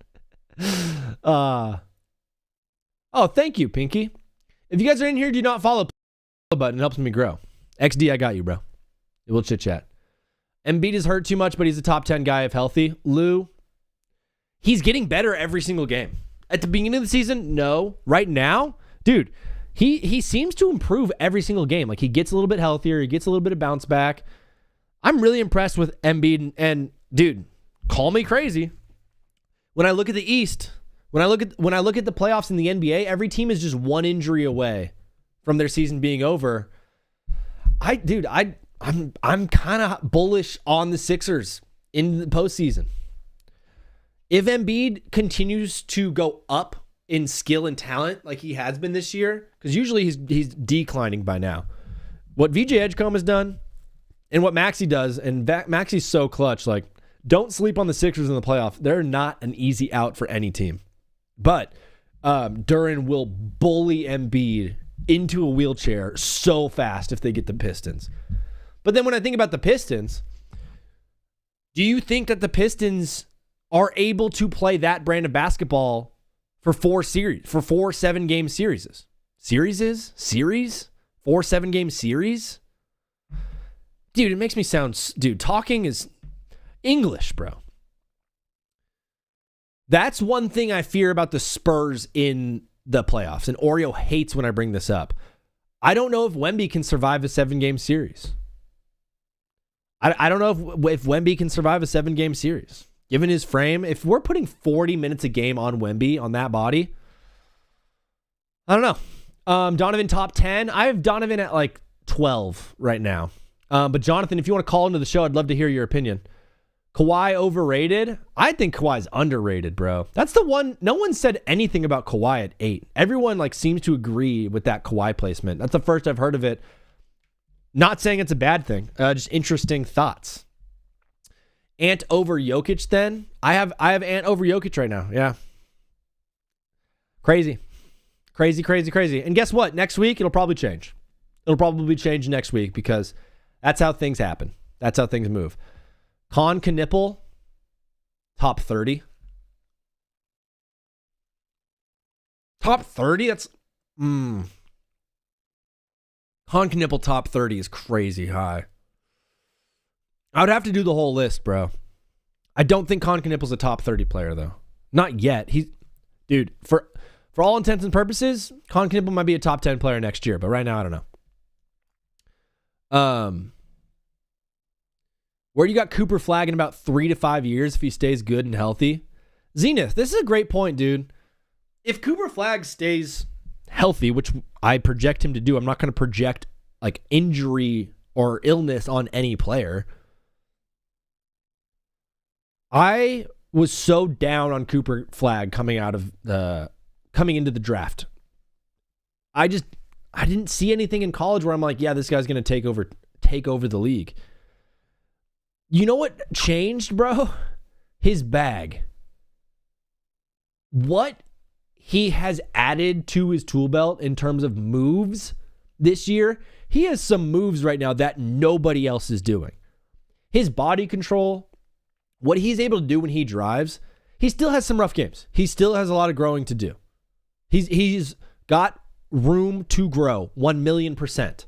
But dog, he's got some tools in his bag that nobody else has. And he's learning this stuff from Kyrie. You know Kyrie Irving took him under his wing and was like, let me just teach you how to be a hooper. That's my favorite part about Cooper Flag right now, is he just said, listen, we're not going to work on defense this year. We're not working on a team. Like, our team is washed. We're not making the playoffs. Let me just learn how to hoop. Let me just learn how to get a bucket whenever I want it. And that's what he's doing, bro. The kid can go out and get a bucket right now in the NBA at 19 years old. We did this whole thing with Tatum, where we're like, is Tatum ever going to win one? It's year 6 for Tatum. Yeah, year 6 for Tatum, he was like 25. Okay? You realize that in Cooper Flag's 10th year, he's going to be 28. He's going to be like as old as SGA right now, basically. In 8 seasons, Cooper Flag will be as old as SGA is right now. He has so much room to grow, to get better, to improve, and to win. I'm so high on Cooper Flag, it's not even funny. He's going to be the face of the league. A lot of people are talking about Anthony Edwards becoming the face of the league. Brother, if we can get a white guy face of the league, you know Adam Silver's going to try to make that happen. What is up, brother? You are live on TBWZ Widescreen Radio. What's your name and where are you calling from? My name is Mason. I'm calling from Ohio. Mason from Ohio, my guy. Ohio's a pretty big state, Mason. What part of Ohio are you in? Westerville. What major city is that near? Columbus. Near Columbus. We got the Blue Jackets. We got Ohio State. Dog, you're calling into the show. What did you want to talk about today, bro? Why is Jokic not top 3? Jokic definitely probably should be top 3. I'm not really looking at the numbers as much as I am just like impact on the floor that I see with my own eyes. Wemby has the highest ceiling. He's the only guy in the league that can get 10 blocks in a game and have 20 rebounds and also put up 40. He has the highest ceiling for me. Ant is the best athlete in the league. Luke is the best scorer. But Jokic is probably the best all-around offensive talent and defense, and like just all around talent So in in the that league. case, So then why is he not over Luka? If he's like an overall better offensive player, like overall better player. I value Luka's scoring this season right now above just the overall play. I'm getting a call from a bounce house right now from Jokic, but just my opinion. That's fair. Dog. But I do feel like SGA should be top 5 or maybe top 3. That's just my opinion. I totally feel that. I think SGA's game is, dude, he's the best hooper in the league. He can absolutely get a bucket whenever he wants. I think the other guys just have a little bit more of a well-rounded game. Like, offensively, what does SGA do outside of just, like, put up points? You know what I mean? I feel like just like he has good field goal percentage from 3 and 2. Yeah. He does have a lot of assists over the season so far. But yeah. He does get rebounds as a point guard a lot. He does do that. I just feel like he might be a little bit better player, like overall over Giannis. SGA over Giannis, dude. I hear you, but a healthy Giannis is like the best thing the NBA could ever produce, bro. He's a more athletic Wemby. He's a more athletic Jokic. Like, the healthy Giannis is the best thing that the league has, bro. What team are you a fan of? I'm a Cavs fan. You're a Cavs fan? How do you feel about since I was 5? Bro, you're a LeBron guy then, right? LeBron, Cavs, same thing. Yeah. Oh. Were you old enough to remember the 2016 Finals win? I was very excited. Yes, I am. Bro, this year the team is a little bit different. You traded away Darius Garland to get James Harden. Overall, do you feel like it was a smart move for the franchise, or like a pointless move and just win now? I felt like it was pointless. Darius Garland still had some potential. He was just injured. But, he was injured a lot. And James Harden can play and he can hoop. So, a lot of people, I'm sure you've heard it, a lot of people talking about LeBron going to the Cavs next year. Would you want LeBron on your team? Oh, yeah, for sure. For sure. Like, for one more run, yeah. Especially if he takes, like, a vet minimum and he doesn't take a whole lot of your cap space up. He'd be awesome. Yeah. Be great. Mason, brother, thank you so much for calling in. Anything you wanted to say on your way out? Nope. Awesome, bro. We're live Monday, Wednesday, Friday, 2 to 6 p.m. Pacific time. Please call back whenever you want, okay, bro? I got you. All right, peace. Get another call right now. I'm going to be, let's not talk about that kind of stuff. Young GA. What is up, brother? You are live on TBWZ Widescreen Radio. What's your name and where are you calling from? All right, they hung up. That was the bounce house number. Luka and Ant over Jokic and Giannis. Luka and Ant over Jokic and Giannis. Oh, yeah, that's what I have. Yeah. Worst list I seen, Shea 1. You have Shea at number 1? You're high on Shea.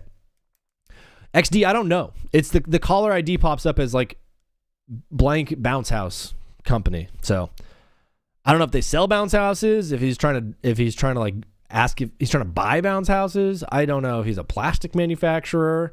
Maybe he's a compressed air guy. I don't know. Maybe it's just like his dad's phone. Maybe he just got in trouble right now. His dad's like, hey, I don't know why I'm doing this, but I think everyone who's like, every bounce house company I know that like supplies bounce houses to parties, they're always Mexican. Paprika. Maybe it's just a California thing. But I feel like party rentals are they've kind of been monopolized by Mexican people. Like, every Mexican friend I know has like a chair guy. They're like, oh, you're having a party? Do you need chairs, tables and chairs? I'm like, maybe. Like, oh, I know a guy. What?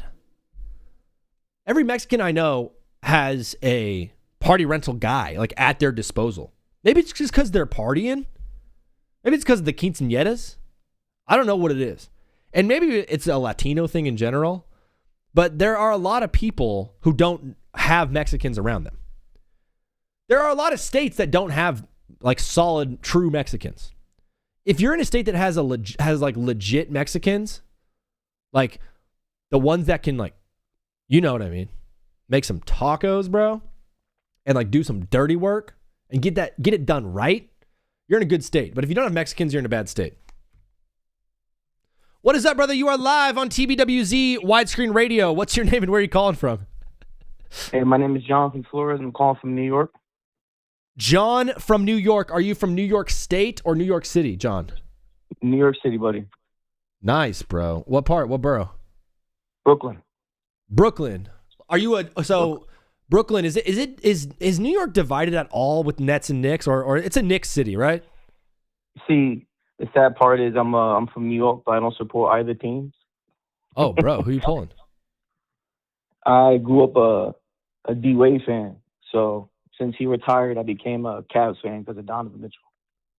You became a Cavs, so you followed him from Miami all the way to Cleveland and you just became a Cavs fan? When Dwayne Wade retired, I looked for a player who kind of reminded me of him, and it was Donovan. So that's why I became a fan. Dude, I absolutely love that. I love the reasoning behind that. So you're a Cavs fan. Are you guys the best team in the East?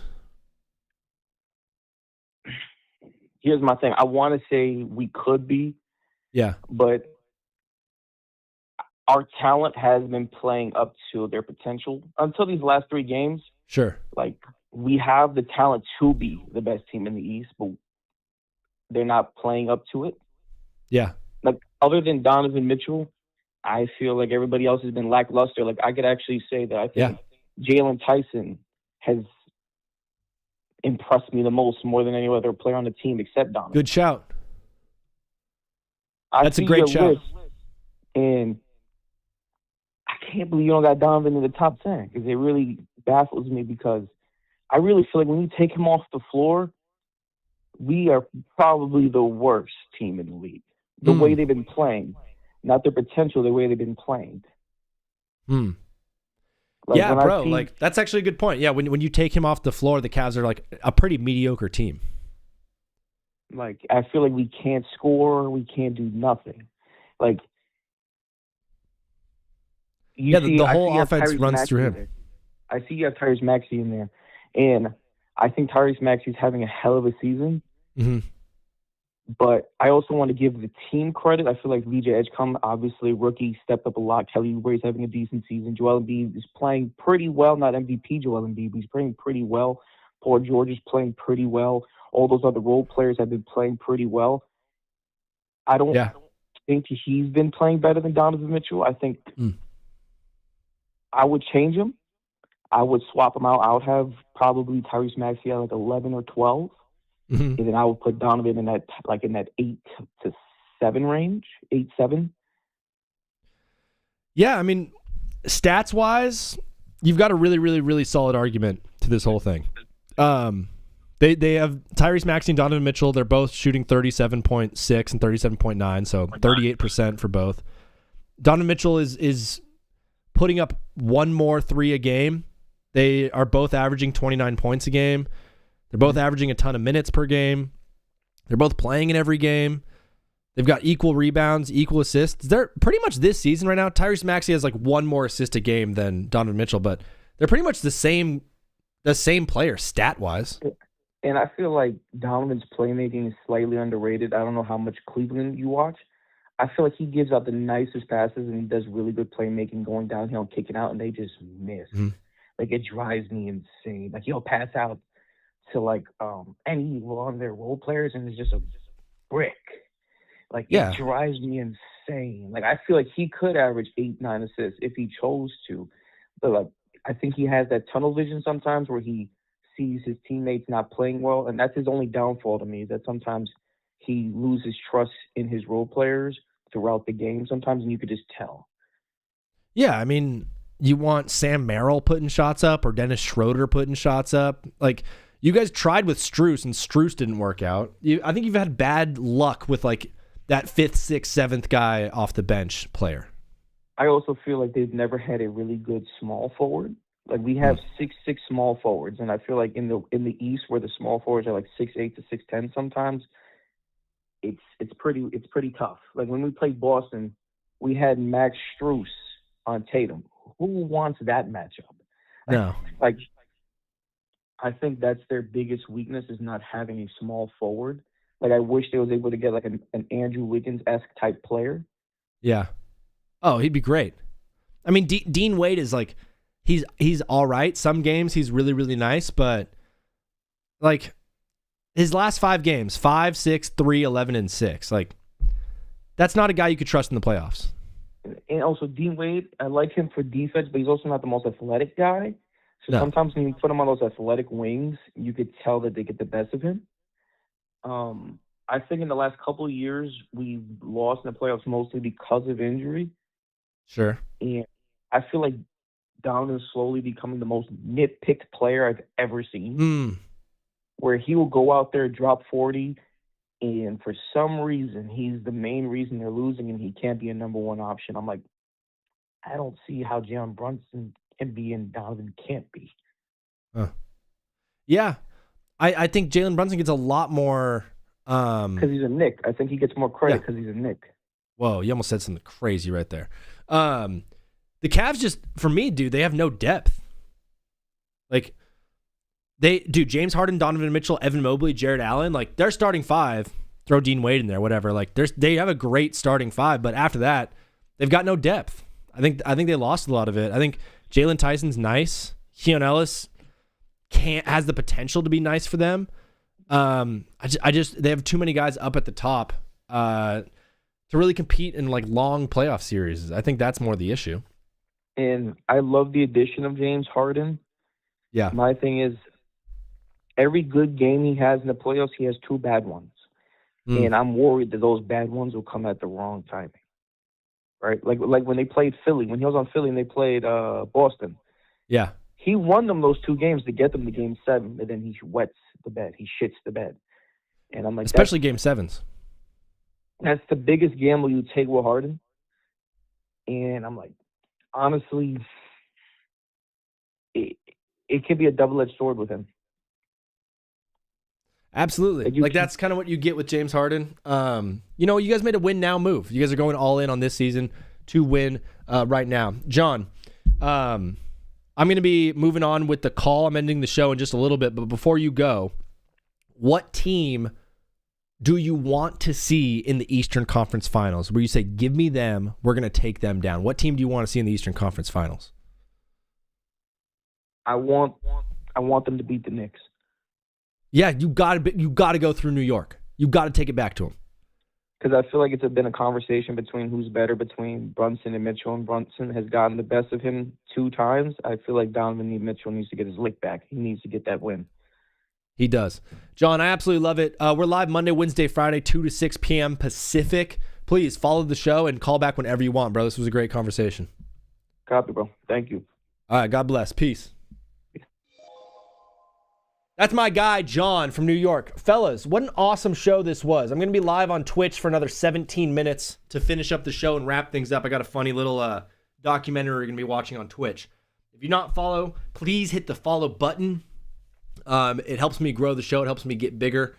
It helps me improve. If you think I'm stupid, if you think I'm a loser, follow anyways. Then you can see me be an idiot for a long, long time. But I'm going to be moving on from the show. Guys, thank you so much for tuning in. Thank you for being a part of this thing. If you want to keep watching, like I said, we are now on Twitch and YouTube only. All right. Love you guys. God bless. Talk to you soon. Peace. Bro, I'm putting in work, dog. I'm putting in work, bro. Come on now. Give it up for Vini. Dude, that was a grind and a half. The thing about about TikTok.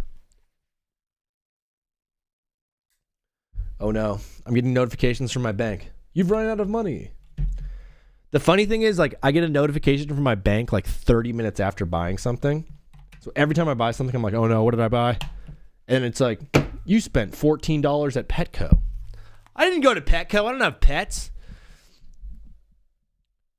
Yeah, congrats to Oreo. You are now an admin in the Discord. Absolutely love it, brother. Congratulations. You can now be whatever. I don't know.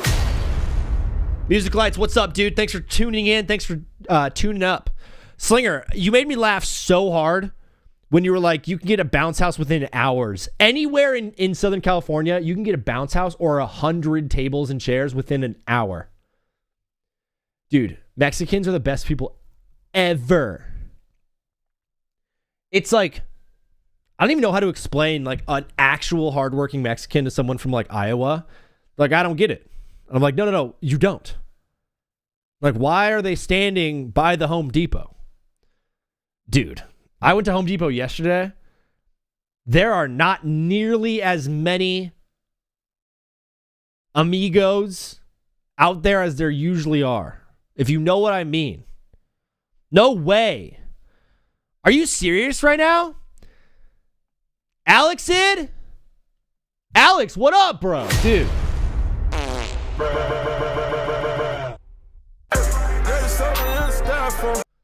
Thanks for following, bro. You're the absolute man. There's 14 minutes left in the show. There was like 4 kind of takes I wanted to get off my chest. I might just rapid fire them for you guys right now. Or I can show you something that I've been sitting on for a long time that makes me very, very happy. Oh, say something inappropriate. Bye, YouTube people. We're only on Twitch now. Bye. You know what that means.